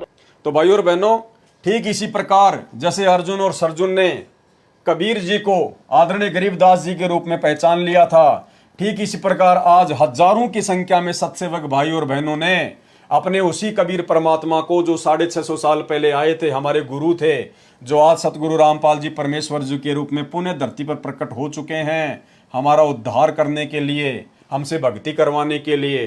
तो आज हजारों की संख्या में सत्सेवक भाई बहनों ने अपने कबीर परमात्मा को पहचान लिया है सतगुरु रामपाल जी परमेश्वर जी के रूप में। इसके अलावा जिस प्रकार से आदरणीय गरीबदास जी महाराज जी को, जो कि 300 साल पहले धरती पर सशरीर प्रकट थे, जिनको दुनिया पहचान नहीं पाई और ना पहचानने के चलते दुनिया ने उनमें 100 नुक्स निकाले, 100 नुक्स। इसके ऊपर सतगुरु रामपाल जी परमेश्वर जी ने अपने सत्संग भी किया हुआ है। छोटा सा सत्संग 2 मिनट का सुन लीजिए, जिसमें गुरुदेव भगवान ने कहा है कि गरीबदास जी महाराज जी को ना पहचान कर दुनिया ने उनमें 100 नुक्स निकाले, उनको बावड़ा कहा, उनको पागल कहा, ना जाने क्या क्या उपाधियां उनको दी। और भोग की आरती के शब्द में हम पढ़ते हैं कि जीव जो ना सत्संग में आया, भेद ना उसे भजन का पाया। गरीबदास जी को भी बावड़ा बताया, क्या कर ले इस दुनिया शानी का। उसके बाद आपको यकीन हो जाना चाहिए कि दुनिया तो ऐसी ही है, दुनिया का काम है केवल नुक्स निकालना। लेकिन जिन आत्माओं को ज्ञान समझ में आ गया, जो परमात्मा के विशेष हीरे मोती लाल हैं, जिन आत्माओं के लिए परमात्मा युगों युगों से भटक रहा है, वो आत्मा अपने परमेश्वर जी को पहचान चुकी हैं, जान चुकी हैं, सतगुरु रामपाल जी के रूप में उनकी पहचान कर चुकी हैं। तो सुनिए आदरणीय गरीबदास जी महाराज जी के विषय में दुनिया वालों के विचार, और उसके बाद में यही स्थिति आज सतगुरु रामपाल जी परमेश्वर जी के प्रति लोगों की बनी हुई है, उनकी आध्यात्मिक ना समझी के चलते। गुरु को अपना शिष्य प्यारा हो है, अगर कोई शिष्य हो तो इसलिए अपने हंस को निकालन की खातिर कितने दुख पाए, कोरडे खाए, बांदी बन गए, और हम नीच आत्मा फिर भी नहीं समझ पाते। फिर जब गुरु के रूप में कोई आता है संत, उसको फिर ऐसे ही व्यक्ति उसमें 100 कसूर और उसमें 100 प्रक्रिया उल्टी मानकर उसकी निंदा करके अपना कर्म और धर्म नष्ट कर जाते हैं। गरीबदास जी महाराज आए तब भी उसमें लोगों ने, हमारे जैसी नीच आत्माएं उस समय भी रही होंगी, पता नहीं उनके बारे में क्या क्या होगा। दुनिया को ठगता है, ऐसे करता है, गुमराह करता है, ये कहां से ज्ञान लिया एक धोती कुर्ते वाला। आज उसी गरीबदास के आगे नाक रगड़ रगड़ के अपनी मन्नत पूरी की करवाई जा रही है। बंदी छोड़ कहते हैं कि अगर जब वो शरीर में थे, बंदी छोड़ की बातों पर विश्वास करके पूरी रूप से उसको परमात्मा स्वरूप मान लेते थे तो भगवान ही, लेकिन उस समय स्वीकार नहीं किया। उस समय स्वीकार कर लेते तो हम सतलोक में होते, तब तो हम सियाणे बने, होशियार बन गए, और यही कारण है चौथे युग में धक्के खा रहे। इसके अलावा भाइयों और बहनों, आदरणीय गरीबदास जी महाराज 12वें पंथ के संचालक थे, 12वें पंथ के संचालक। और दूसरी तरफ सतगुरु रामपाल जी परमेश्वर जी उसी 12वें पंथ में आगे चलकर 17 फरवरी 1988 को आए और सन 1994 से उन्होंने यथार्थ 13वां कबीर पंथ शुरू किया।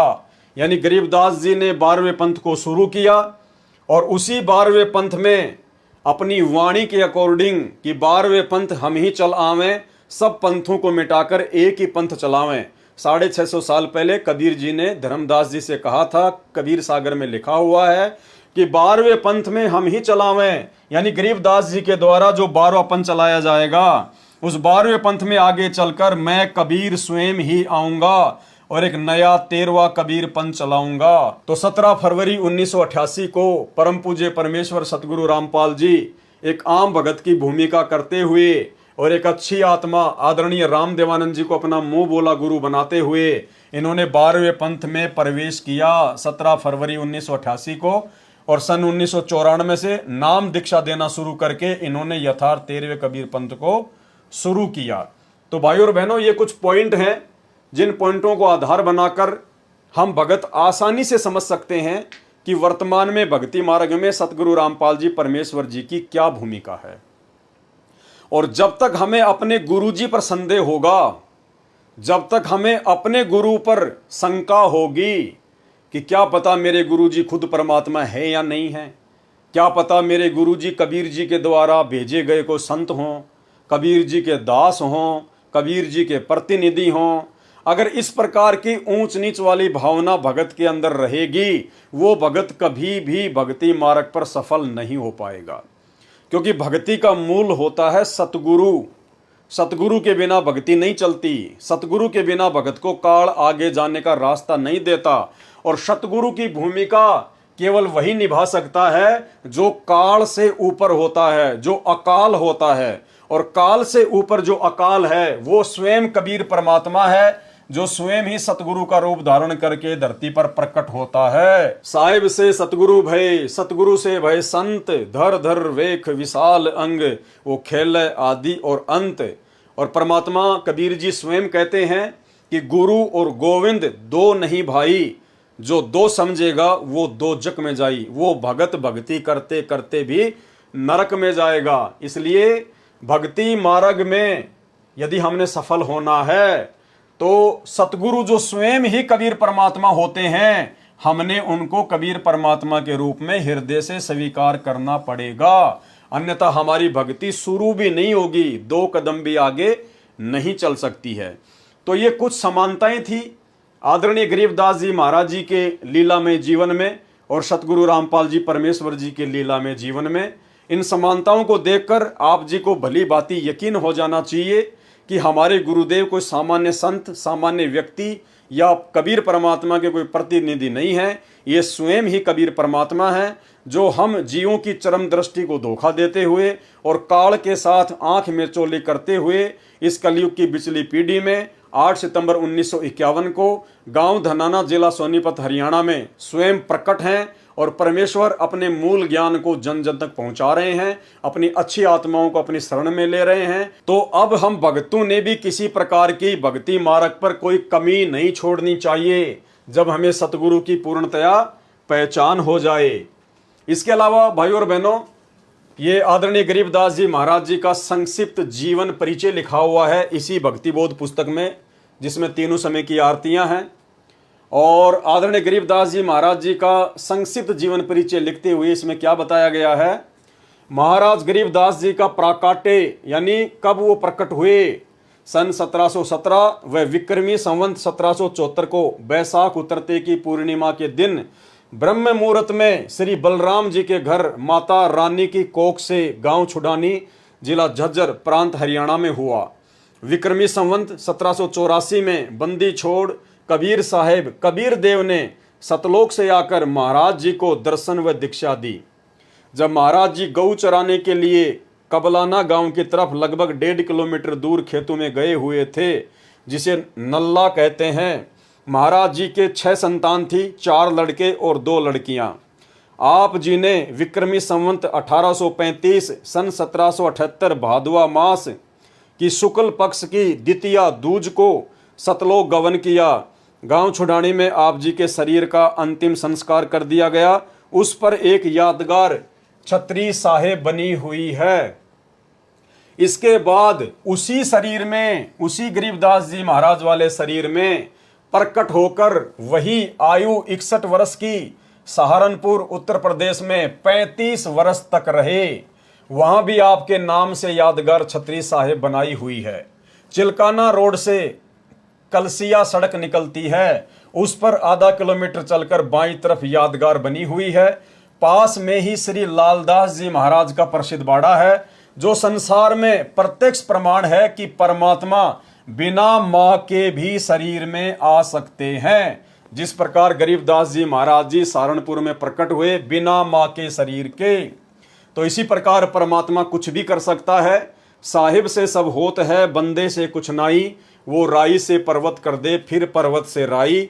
इसलिए अपने गुरुदेव भगवान, अपने कबीर परमात्मा की किसी भी लीला पर भगत को कोई संदेह नहीं होना चाहिए, और भगत ने अपने गुरु के अलावा किसी और को परमात्मा के रूप में स्वीकार नहीं करना चाहिए। अब ये तो आपने पढ़ा आदरणीय गरीबदास जी महाराज जी का संक्षिप्त जीवन परिचय, और अब आप जी को सतगुरु रामपाल जी परमेश्वर जी का संक्षिप्त जीवन परिचय पढ़ाएंगे, क्योंकि ये भक्ति बोध पुस्तक में नहीं लिखा हुआ था। ये केवल साध संगति से जुड़े हुए सत्सेवक भाई बहनों ने जो नई भक्ति बोध पुस्तकें छपवाई हैं उनमें लिखा है। क्यों लिखा है? क्योंकि अब हमें सतगुरु रूप में आए हुए सतगुरु रामपाल जी परमेश्वर जी की पहचान हो चुकी है, और पहचान होने के बाद भगत केवल अपने गुरु की ही विशेष महिमा करेगा। तो अपने गुरुदेव भगवान की विशेष महिमा के अंतर्गत साध संगति से जुड़े हुए सत्सेवक भाई बहनों ने कुछ वाणियां लिखकर अपने गुरुदेव के चरणों में समर्पित करके और इस भक्ति बोध पुस्तक में लिखी हैं। पूर्ण परमेश्वर सतगुरु रामपाल जी भगवान का संक्षिप्त जीवन परिचय। 7 समुद्र की मसी करूं, लेखनी करूं बनराय, धरती का कागज करूं, गुरु गुण लिखा न जाए। यानी सतगुरु रामपाल जी परमेश्वर जी के गुणों को लिखा नहीं जा सकता, बखान नहीं किया जा सकता। जिस प्रकार से कलयुग की बिचली पीढ़ी में आकर उन्होंने हमें संभाला, अपनी शरण में लिया, नाम दीक्षा दी, काल की तपतशिला के कष्ट से बचाया, 84 लाख योनियों के महाकष्टों से बचाया।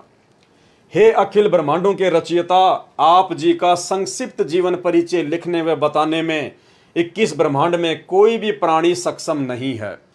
आप वह समर्थ पिता हैं जिनके आधे बाल के बराबर भी यह सारी सृष्टि नहीं है। अतः संक्षिप्त जीवन परिचय शब्द के प्रयोग के लिए हम क्षमा प्रार्थी हैं, परंतु भाई बहनों को आपकी अंश मात्र जानकारी के लिए इस शब्द का प्रयोग करना मजबूरी वश लेना पड़ रहा है। परमेश्वर आप जी यानी सतगुरु रामपाल जी परमेश्वर जी, आप जी की अमरवाणी कहती है कि चारों युग में हम पुकारें, कूक कहा हम हेलरे, हीरे मोती माणक बरसे, ये जग चुगता ढेलरे। अर्थात काल जाल से अपनी आत्माओं को चेताने व निज घर की जानकारी देने के लिए आप कबीर देव सत्य पुरुष सतगुरु रामपाल जी सतलोक से चलकर चारों युगों में स्वयं ही आते हैं।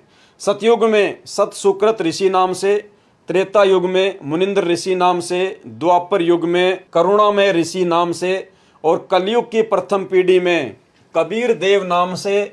उसके लगभग 250 वर्ष बाद आदरणीय गरीबदास जी महाराज के नाम से, और अब बिचली पीढ़ी में 8 सितंबर 1951 को गांव धनाना, जिला सोनीपत, हरियाणा में अपने विधान अनुसार अतिथि रूप में धरती पर संत रामपाल दास नाम से प्रकट हो चुके हैं। यानी आज से 650 साल पहले जब काशी के बनारस में कबीर परमात्मा प्रकट हुए थे तो वे अतिथि रूप में प्रकट हुए थे। अतिथि रूप का मतलब होता है जिसके आने की तिथि पूर्व निर्धारित ना हो, उसको कहते हैं अतिथि, जो बिना बताए आ जाए।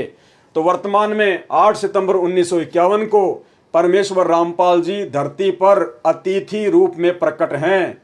यानी किसी भी शास्त्र में, किसी भी सदग्रंथ में ये प्रमाण नहीं है कि सतगुरु रामपाल जी 8 सितंबर 1951 को ही प्रकट होंगे। तो इसलिए आज परमात्मा अतिथि रूप में धरती पर प्रकट हैं। अपने नाम के आगे दास शब्द, वह परमात्मा कौन? सतगुरु रामपाल जी सिर्फ हम आत्माओं को दास शब्द की परिभाषा समझाने के लिए लगाते हैं। साहिब से सतगुरु भये, सतगुरु से भय संत, धर धर वेख विशाल अंग, खेल आदि और अंत। इस अमरवाणी के अनुसार सत्य पुरुष ने, सतगुरु रामपाल जी परमेश्वर जी ने 8 सितंबर 1951 के दिन प्रकट होकर 17 फरवरी 1988 तक एक साधारण से किसान परिवार में हमारी चरम दृष्टि को धोखा देते हुए 2 अच्छी आत्माओं भगतमती इंद्रो देवी व भगत नंदराम जी को अपने मुंह बोले माता पिता के रूप में इस नश्वर संसार में लीला करने हेतु स्वयं के आने अर्थात प्रकट होने के लिए निमित्त बनाया।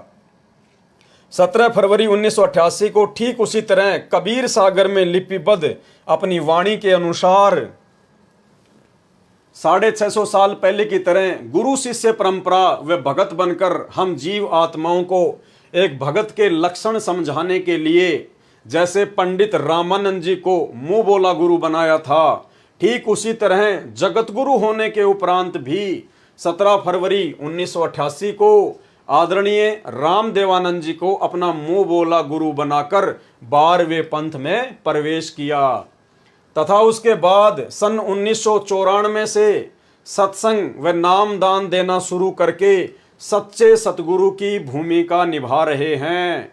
आप स्वयं कबीर देव हैं।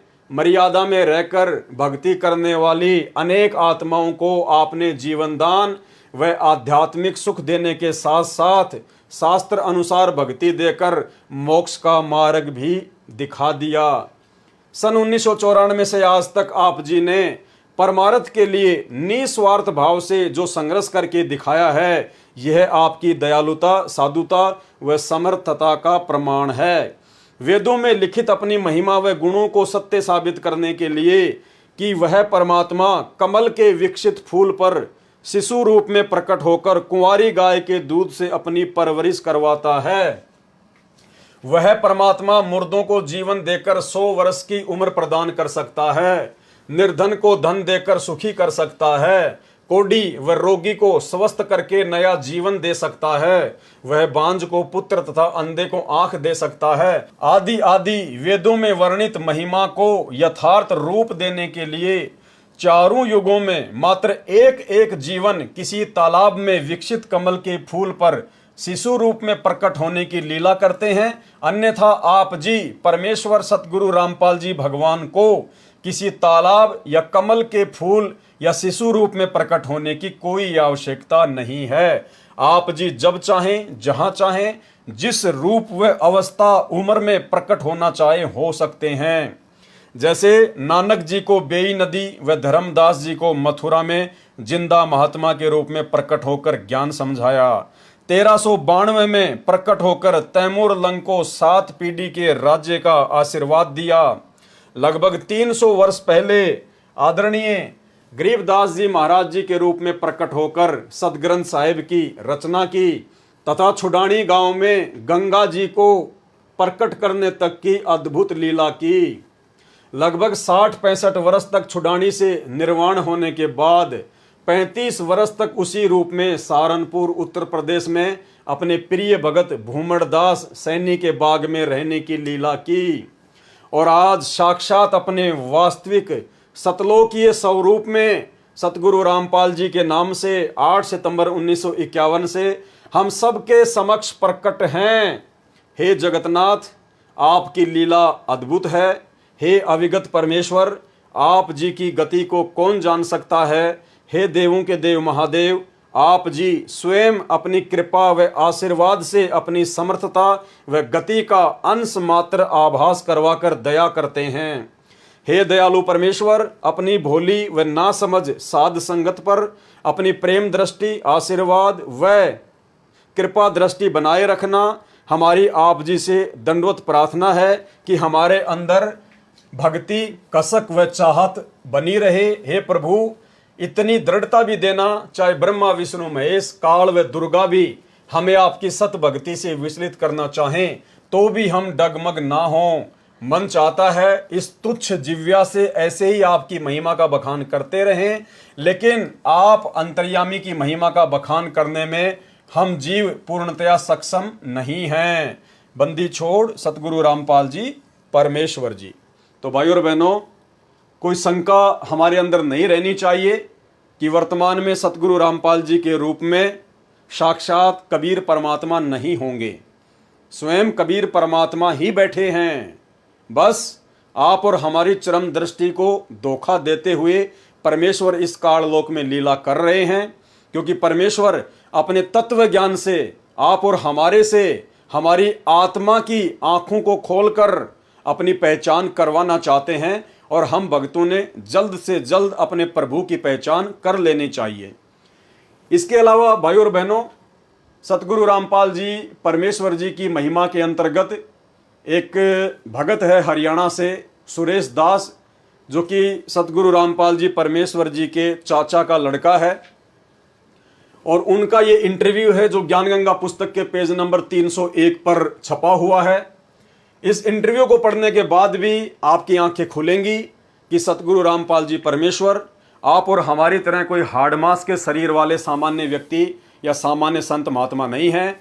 ये सौद स्वरूपी राम है। ये जब चाहें जहां चाहें अपने भगत के लिए प्रकट हो सकते हैं, और वही अद्भुत लीला परमेश्वर ने श्री सुरेश जी के बच्चे के साथ में की। तो चलिए हम परमेश्वर की महिमा पढ़ते हैं, इससे भी हमारी को दृढ़ता मिलेगी। ये ज्ञानगंगा पुस्तक का पेज नंबर 301 है। 11,000 वोल्टेज के तार से छुड़वाना, यानी 11,000 वोल्टेज की जो लाइन होती है बिजली की, यदि व्यक्ति उससे टच हो जाए तो व्यक्ति का जीना मुश्किल होता है, जीना मुश्किल। और यदि किसी प्रकार से वो जी भी गया तो पूरा जीवन खाट पर व्यतीत करता है, खाट पर। 11,000 वोल्टेज की लाइन तो 1 फुट से आदमी को खींच लेती है। मैं भगत सुरेश दास, पुत्र श्री चांदराम, निवासी गांव धनाना, जिला सोनीपत, जो कि फिलहाल शास्त्री नगर रोहतक हरियाणा का निवासी हूं। सतगुरु जी से नाम उपदेश लेने से पहले मेरे घर की आर्थिक स्थिति बहुत कमजोर थी। परिवार का कोई भी ऐसा सदस्य नहीं था जो कि कभी बीमार न रहता हो। मेरी पत्नी को भूत प्रेत बहुत ही ज्यादा परेशान करते थे। इतना कष्ट रहने के बावजूद हम देवी देवताओं की बहुत पूजा करते थे तथा मेरी हनुमान जी में बहुत ज्यादा आस्था थी। लेकिन घर में संकट पर संकट आते जा रहे थे, किसी भी काम में बरकत नहीं हो रही थी। पूर्ण परमात्मा सतगुरु रामपाल जी महाराज जी मेरे परिवार के होने के कारण हम उनको पूर्ण परमात्मा नहीं मान पाए, क्योंकि भाइयों और बहनों, जाहिर सी बात है, हरियाणा में कहावत है कि घर का जोगी जोगना, बाहर का जोगी सिद्ध, और दीपक तले हमेशा अंधेरा ही रहता है। तो सुरेश जी कह रहे हैं कि सतगुरु रामपाल जी मेरे परिवार से होने के कारण हम उनको परमात्मा नहीं मान पा रहे थे, हम उनको एक संत भी नहीं मान पा रहे थे, जिसका खामियाजा हमें कई वर्षों तक झेलना पड़ा। तभी गांव सिंहपुरा निवासी भगत विकास ने मुझे बताया कि आपके घर में पूर्ण परमात्मा जगत गुरु रामपाल जी महाराज आए हुए हैं और आप कहाँ सोए पड़े हो। तो मैंने कहा कि काल ने हमें कष्ट ही इतना दे रखा है कि हमें वहाँ के बारे में जानने का टाइम ही नहीं मिला। सारा समय डॉक्टरों के चक्कर काटने में चला जाता है, ऊपर से आर्थिक तंगी भी बहुत रहती है। उस भगत ने मुझे काफ़ी समझाया पूर्ण परमात्मा की ऐसी दया हुई कि मैं संत रामपाल जी महाराज से नाम उपदेश लेने के लिए अक्टूबर 2010 में सतलोक आश्रम बरवाला में पहुंचा।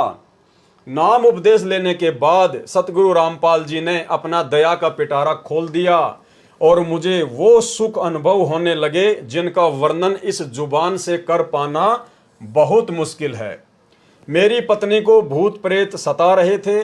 सतगुरु देव जी की दया से अब वह पूर्ण रूप से ठीक है। 7 सितंबर 2011 को, अब ध्यान से सुनना भगत भाई बहनों, क्योंकि इस घटना से अब ये प्रमाणित होगा कि सतगुरु रामपाल जी परमेश्वर सौद स्वरूपी हैं। वे जब चाहें जहां चाहें प्रकट हो सकते हैं। 7 सितंबर 2011 को मेरा लड़का मोहित, उम्र 12 साल, जो कि मेरे कहने पर मिस्त्री को बुलाने के लिए गया था, मेरा लड़का मिस्त्री के मकान की छत पर चढ़ गया तथा छज्जे पर चला गया। छज्जे के साथ ऊपर 11,000 वोल्टेज के बिजली के तार थे। लड़के तथा तारों के बीच में केवल 1 फुट की दूरी थी। जब वह उनके नजदीक गया तो तारों ने लड़के को खींच लिया और लड़के के सिर पर तार चिपक गया तथा 1 इंच गहरा घुस गया। वह मुंह जल गया और बिजली सारे शरीर में प्रवेश करके पैर के अंगूठे की हड्डी को तोड़कर निकलने लगी। उसी समय सतगुरु रामपाल जी महाराज आकाश मार्ग से आए तथा मेरे लड़के को बहुत ही चमकदार तेजोमय शरीर सहित दिखाई दिए, जैसे हजारों ट्यूबों का प्रकाश हो रहा हो। उन्होंने लड़के का हाथ पकड़कर बिजली से छुड़ाकर छज्जे पर लिटा दिया। फिर लड़के की सतगुरु जी से बहुत बातें हुई तथा जब सतगुरु जी जाने लगे तो लड़के ने पूछा कि गुरुजी कहाँ जा रहे हो? तो गुरुजी ने कहा कि बेटा मैं तेरे साथ हूं, तू घबरा मत। उस समय मेरे लड़के मोहित की माता जी भी वहीं पर थी। उसने यह दृश्य अपनी आंखों से देखा तथा वह बहुत घबरा गई, क्योंकि लड़के के शरीर से बिजली के लपटें निकल रही थी। यानी परमेश्वर सतगुरु रामपाल जी जो उस समय किसी आश्रम में बैठे हुए थे, तुरंत परमेश्वर अपने भगत की रक्षा करने के लिए पहुंच गए। पहुंचूंगा क्षण एक में जन अपने के काज, हिरणा कुश उधर उदारिया, नरसिंह ज्यों धर लूं साज। तो ये परमेश्वर है, नूरी शरीर है, सौद स्वरूपी राम है, स्वयं ये बंदी छोड़ है। और ऐसे ऐसे ना जाने कितने करतब, कितनी लीलाएं, कितने इस प्रकार के अद्भुत ये करिश्मे सतगुरु रामपाल जी परमेश्वर जी ने जब से उन्होंने अपना 13वां पंथ शुरू किया है सन 1994 से, ना जाने कितनी अद्भुत लीलाएं परमेश्वर ने अपने भक्तों के साथ में की हैं। उसके बाद हम लड़के को पीजीआई रोहतक हॉस्पिटल में लेकर गए। वहां पर भी लड़के को गुरुजी दिखाई दिए। वह मेरे लड़के ने कहा कि गुरुजी मेरे साथ है, आप घबराओ मत। यदि आज हम गुरुजी की शरण में नहीं होते तो हमारा लड़का आज जिंदा नहीं होता तथा मेरी पत्नी को भी प्रेत मार डालते। हम उजड़ने से बच गए। यह सतगुरु रामपाल जी महाराज जी की ही दया है। सर्व पाठकों से प्रार्थना है कि मेरी सत्य कथा को पढ़कर आप जी भी सतगुरु रामपाल जी महाराज जी के शरण में आकर अपना समय रहते कल्याण कराएं तथा प्रारब्ध में लिखे कर्मों के कारण जो घटनाएं घटनी होती हैं उनसे पूर्ण रूप से बचोगे। सतगुरु रामपाल जी महाराज के सत्संग वचनों में मैंने सुना था कि पूर्ण परमात्मा कबीर जी बंदी छोड़ हमारे सर्व पापों को नाश कर देते हैं। ऐसा ही प्रमाण ऋग्वेद मंडल 10 सूक्त 161 मंत्र 2 में तथा मंडल 9 सूक्त 80 मंत्र 2 में भी लिखा है कि यदि किसी रोगी की प्राण शक्ति क्षीण हो चुकी है, जिस प्रकार भगत सुरेश दास के बच्चे मोहित की जो प्राण शक्ति थी वो खत्म हो चुकी थी, उसके बाद मोहित का जीवन शेष नहीं था तथा उसकी आयु भी शेष न रही हो, तो उसके प्राणों की रक्षा करूं तथा उसे 100 वर्ष आयु प्रदान करके अर्थात उसकी आयु बढ़ाकर साधक को सर्व सुख प्रदान करता हूं। सजनों, सतगुरु रामपाल जी महाराज ने अपने अमृत वचनों में यह भी बताया है कि प्रत्येक प्राणी अपने किए कर्मों के अनुसार ही सुख व दुख प्राप्त करता है। दुख तो पाप कर्मों का फल है तथा सुख पुण्य कर्मों का फल है। अभी तक सर्व संत आचार्य गुरु यही कहते हैं कि जो प्रारब्ध कर्म का भोग है वह तो प्राणी को भोग कर ही समाप्त करना होगा। हे सभ्य पाठकों, सतगुरु रामपाल जी महाराज कहते हैं कि पाप कर्म से दुख होता है। यदि पाप कर्मों का नाश हो जाए तो दुख का स्वतः ही अंत हो जाता है। यदि भक्ति करते करते भी पाप कर्म का फल अर्थात दुख भोगना ही पड़े तो भक्ति की आवश्यकता ही समाप्त हो जाती है। 7 सितंबर 2011 को हमारे प्रारब्ध कर्म के पाप के कारण मेरे पुत्र मोहित की मृत्यु होनी थी। हमारे सतगुरु रामपाल जी महाराज जी की कृपा से परम पूज्य कबीर परमेश्वर जी ने हमारे पाप का नाश कर दिया तथा मेरे बच्चे की जीवन रक्षा करके आयु बढ़ा दी। यदि 7 सितंबर 2011 को प्रारब्ध कर्म के फल स्वरूप मेरा बेटा मर जाता तो हम सर्व परिवार के सदस्य भक्ति त्याग देते तथा नास्तिक हो जाते, क्योंकि हमें उस समय परमात्मा का पूर्ण ज्ञान नहीं था। अब भगवान पर अत्यधिक विश्वास हो गया है। यह भी विश्वास हो गया है कि परम पूज्य कबीर जी ही परमेश्वर हैं। ये पाप नाशक, सर्व सुखदायक व पूर्ण मोक्षदायक हैं तथा सतगुरु रामपाल जी महाराज उन्हीं के भेजे उनके अवतार हैं। अब ठीक है भाई और बहनों, उस समय इस आत्मा को भगत सुरेश दास को सतगुरु रामपाल जी परमेश्वर जी की वास्तविक परमात्मा वाली स्थिति का ज्ञान नहीं था। इसलिए ये कह रहे हैं कि कबीर परमात्मा ने सतगुरु रामपाल जी को भेजा है, अर्थात इन्होंने संत रामपाल जी को कबीर जी का भेजा हुआ अवतार यहाँ पर जो है वो बताया है। लेकिन ऐसा नहीं है। आप जी को धीरे धीरे सब कुछ समझ में आ रहा होगा और आगे भी आ जाएगा कि परमेश्वर के अवतार की भूमिका कोई नहीं कर सकता। अवतार केवल काल भेजता है। 21 ब्रह्मांड का स्वामी ज्योति निरंजन अपने अंश अवतार उत्पन्न करता है। कबीर परमेश्वर को अंश अवतार उत्पन्न करने की आवश्यकता नहीं होती, क्योंकि वे समर्थ हैं और स्वयं ही धरती पर आकर अपनी आत्माओं को अपने मुख कमल से सच्चिदानंद घन ब्रह्म की वाणी के द्वारा यानी अपने मुख कमल से परमेश्वर वाणियां उच्चारित करके अपने तत्व ज्ञान का प्रचार प्रसार करते हैं। अतः आप जी से पुनः प्रार्थना है कि अविलंब सतलोक आश्रम बरवाला में पहुंचें तथा उपदेश लेकर कल्याण कराएं। आप जी से प्रार्थना करने का मेरा उद्देश्य यह है कि मेरे जैसे दुखिया बहुत हैं, मेरी उपरोक्त आत्मकथा को पढ़कर विचार करके वे भी मेरे की तरह संकटों का निवारण करा सकेंगे तथा ही हो सकेंगे। ये संसार समझदा नाही, कहंदा शाम दोपहरे नू, गरीब दास ये वक्त जात है, रोवोगे इस पहरे नू।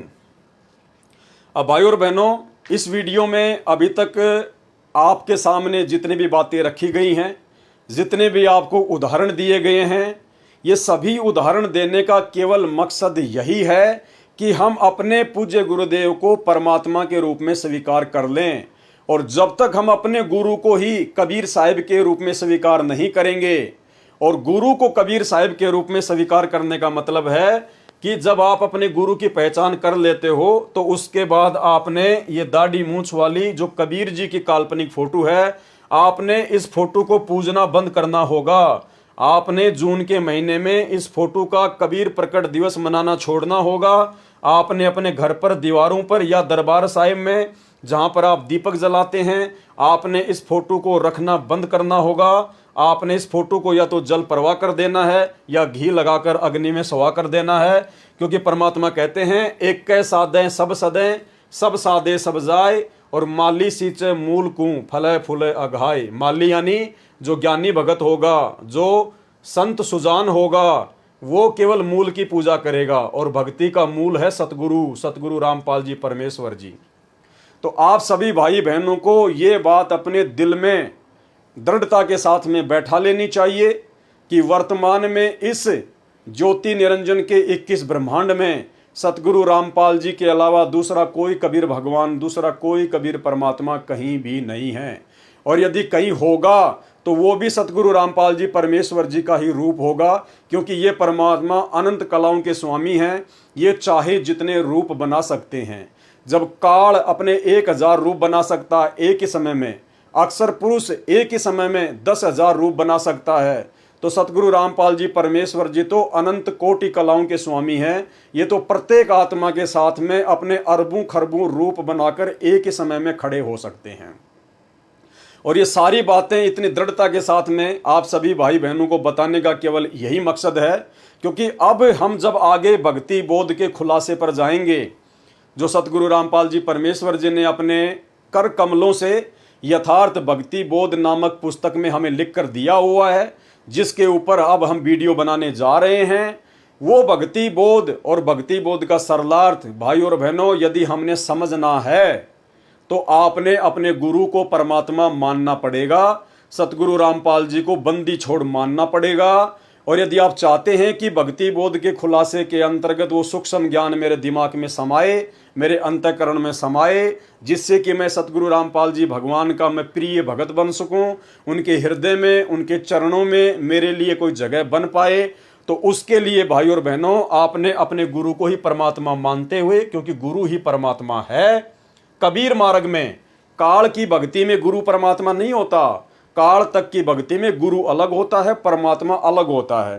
केवल कबीर परमेश्वर की भक्ति में, और कबीर परमेश्वर की भक्ति में भी केवल उनके यथार्थ 13वें कबीर पंथ में ही गुरु स्वयं ही परमात्मा होता है। अन्य नकली जो कबीर पंथ है उनमें गुरु अलग हैं और कबीर जी तो फिर अलग हैं ही उनके लिए। लेकिन इस यथार्थ सत भक्ति युक्त 13वें कबीर पंथ में, जिसका संचालन स्वयं कबीर परमात्मा सतगुरु रामपाल जी ने सन 1994 में धरती पर प्रकट होकर किया है, इस मार्ग में कबीर परमात्मा स्वयं ही सतगुरु की भूमिका करते हैं, स्वयं ही ये गुरु हैं, स्वयं ही ये परमात्मा हैं। साहिब से सतगुरु भय, सतगुरु से भय साध, ये तीनों अंग एक हैं, गति कुछ अगम अगाध। तुम साहिब तुम संत हो, तुम सतगुरु तुम हंस, और गरीब दास तेरे रूप बिना और न दूजा अंश। परमात्मा स्वयं ही लीला कर रहे हैं, और जब तक हमें इतनी दृढ़ता नहीं आएगी तो भाई और बहनों हम भक्ति नहीं कर पाएंगे, हम भक्ति मार्ग पर एक कदम भी आगे नहीं बढ़ पाएंगे, हमारी भक्ति चलेगी नहीं। जब तक हम अपने गुरु को परमात्मा नहीं मानेंगे हमारी भक्ति चलेगी ही नहीं, और ना ही हमारे को आगे भक्ति बोध का सरलार समझ में आएगा। तो अब कल रात्रि 9 बजे हम जो वीडियो बनाने जाएंगे वो भक्ति बोध के सरलार्थ से शुरू होगा। अभी तक तो आपने केवल आदरणीय गरीबदास जी महाराज जी की जीवन लीला पढ़ी, और उससे पहले सतगुरु रामपाल जी परमात्मा ने जो भक्ति और साधना के विषय में जो मोटी मोटी बातें हमें बताई है, जो भक्ति बोध के खुलासे से पहले आप और हमारे लिए जानना बहुत ही ज़रूरी था। तो अभी तक ये जो भी 2-3 वीडियो बने हैं, ये तो भक्ति बोध के खुलासे से पहले आप और हमारे अंतःकरण में ये बात दृढ़ता के साथ में समा जाए कि हाँ, जो भक्ति हम वर्तमान में कर रहे हैं यही भक्ति है, इसके अलावा सृष्टि में दूसरी कोई मोक्ष की भक्ति नहीं। और जो सतगुरु हमें सतगुरु रामपाल जी के रूप में आज मिले हैं, जिनकी हम शरणागत हैं, इनके अलावा दूसरा कोई कबीर भगवान नहीं, कोई कबीर परमात्मा नहीं। और अब हमने अपने गुरु जी के प्रत्येक वचन पर ब्लाइंड फेथ कर लेना चाहिए, अंधविश्वास कर लेना चाहिए। दुनिया भोके तो भोके, दुनिया जो मर्जी बोले हमारे बारे में या हमारे पूज्य गुरुदेव भगवान के बारे में, क्योंकि दुनिया तो बावड़ी है। भगत को दुनिया पागल नजर आती है ज्ञान आधार से, और जगत को भगत पागल नजर आता है उस जगत वाले भाई बहनों की अज्ञानता के चलते। तो भाई और बहनों, अब हमने आगे बढ़ना है, पीछे नहीं मुड़ना है, क्योंकि परमात्मा कहते हैं सिंह सूरमा और कोयल के बच्चे और संत ये हमेशा आगे को बढ़ते हैं, ये कभी बैक नहीं होते। सिंह सूरमा शेर हैं गरजय और गाजय, बाकी दुनिया तो भेड़ हैं बिदकय और भाजय। तो ना हमने कोई लोक लाज में फंसना है, ना हमने अपने अंदर मान बढ़ाई राग द्वेष ईर्ष्या का रोग पैदा करना है। हम साधक हैं, हमें समझ में आ गया कि बड़ी मुश्किल से बिल्ली के भाग से ये छीका टूटा है, हमें कलयुग की पिछली पीढ़ी में परमात्मा की शरण प्राप्त हुई है, ये मोक्ष का प्राइम टाइम है।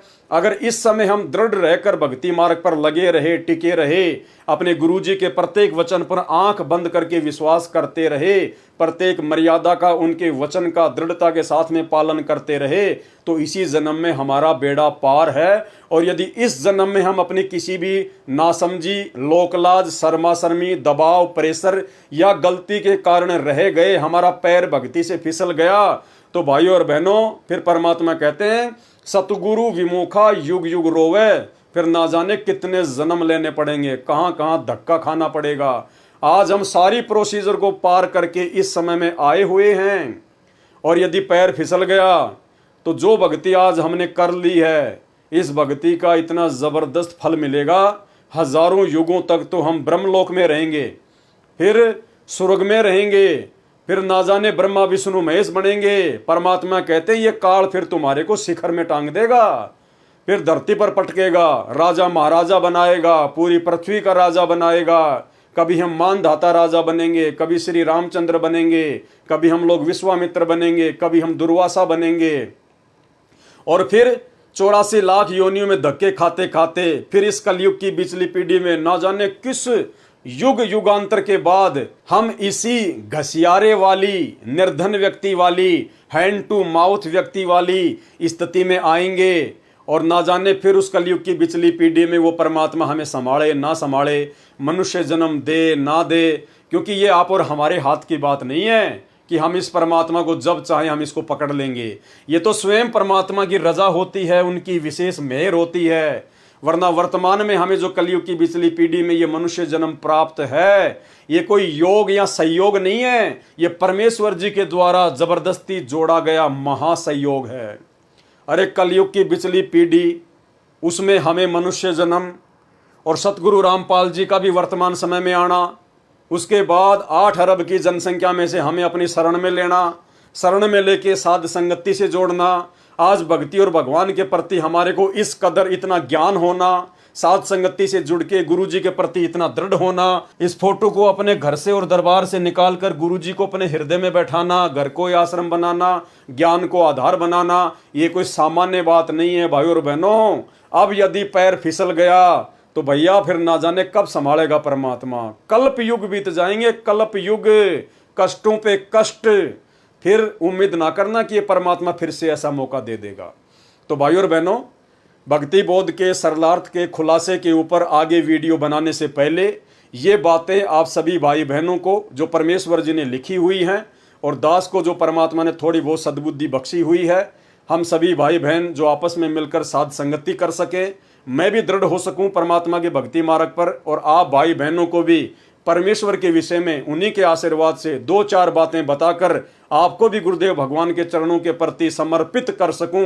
ये सारा खेल सतगुरु रामपाल जी परमेश्वर जी का है, ना मुझ पवन दास के कोई बस की बात है, ना आप भाई बहनों के समझने की कोई बस की बात है। करे करावे साइयां मन में लहर उठा, दादू सिर धर जीव के आप बगल हो जा। जिन आत्माओं को परमात्मा ने इसी कलयुग की बिचली पीढ़ी में इसी मनुष्य शरीर में पार करना होगा, उन्हीं आत्माओं के लिए परमात्मा इतना प्रयत्न स्वयं भी करता है। जैसा कि हिसार जेल में बैठ के भी परमात्मा को चैन नहीं है, 1-1 घंटे के सत्संग हमारे लिए भेज रहे हैं, और बाहर मुझ जैसे 2 कोटि के जीव को निमित्त बनाकर परमात्मा दिन रात किसी न किसी टॉपिक पर वीडियो बनवाते रहते हैं, ताकि हमारा संपर्क, हमारा तार भक्ति मार्ग से गुरुदेव भगवान के चरणों से जुड़ा रहे। तो भाई और बहनों, हाथ जोड़ के प्रार्थना है, और हम सभी भगत भाई बहन अपने परमपिता परमेश्वर जी से यही करबद्ध दंडवत होकर प्रार्थना करें कि परमेश्वर अब हमारी बिल्कुल भी ना चलने देना। हे परमात्मा, हम नादान हैं, 2 कोटि के जीव हैं, जड़ बुद्धि जीव हैं परमात्मा, हमारी कोई बुद्धि नहीं, कोई औकात नहीं, कोई हैसियत नहीं। परमेश्वर, हमने अपने जीवन की डोरी आप जी के हाथों में सौंप दी है। परमात्मा, हम आपके कुत्ते हैं, आप जैसा चलाना चाहो, जैसा आप हम आत्माओं के लिए उचित समझो परमेश्वर जी वही करना। आप हमारी इस मन की एक ना सुनना और हमें अपने चरणों से लगाए रखना। बंदी छोड़ सतगुरु रामपाल जी परमेश्वर जी की जय हो। तो भाई और बहनों, कल रात्रि 9 बजे हम भक्ति बोध के सरलार्थ के खुलासे पर चलेंगे, जहाँ पर मंगलाचरण से हम शुरू करेंगे। तो सभी भाई बहन रात्रि 9 बजे जरूर जुड़ें। तब तक परमेश्वर हम सभी को आशीर्वाद दें और इजाजत दें। बंदी छोड़ सतगुरु रामपाल जी परमेश्वर जी की जय हो।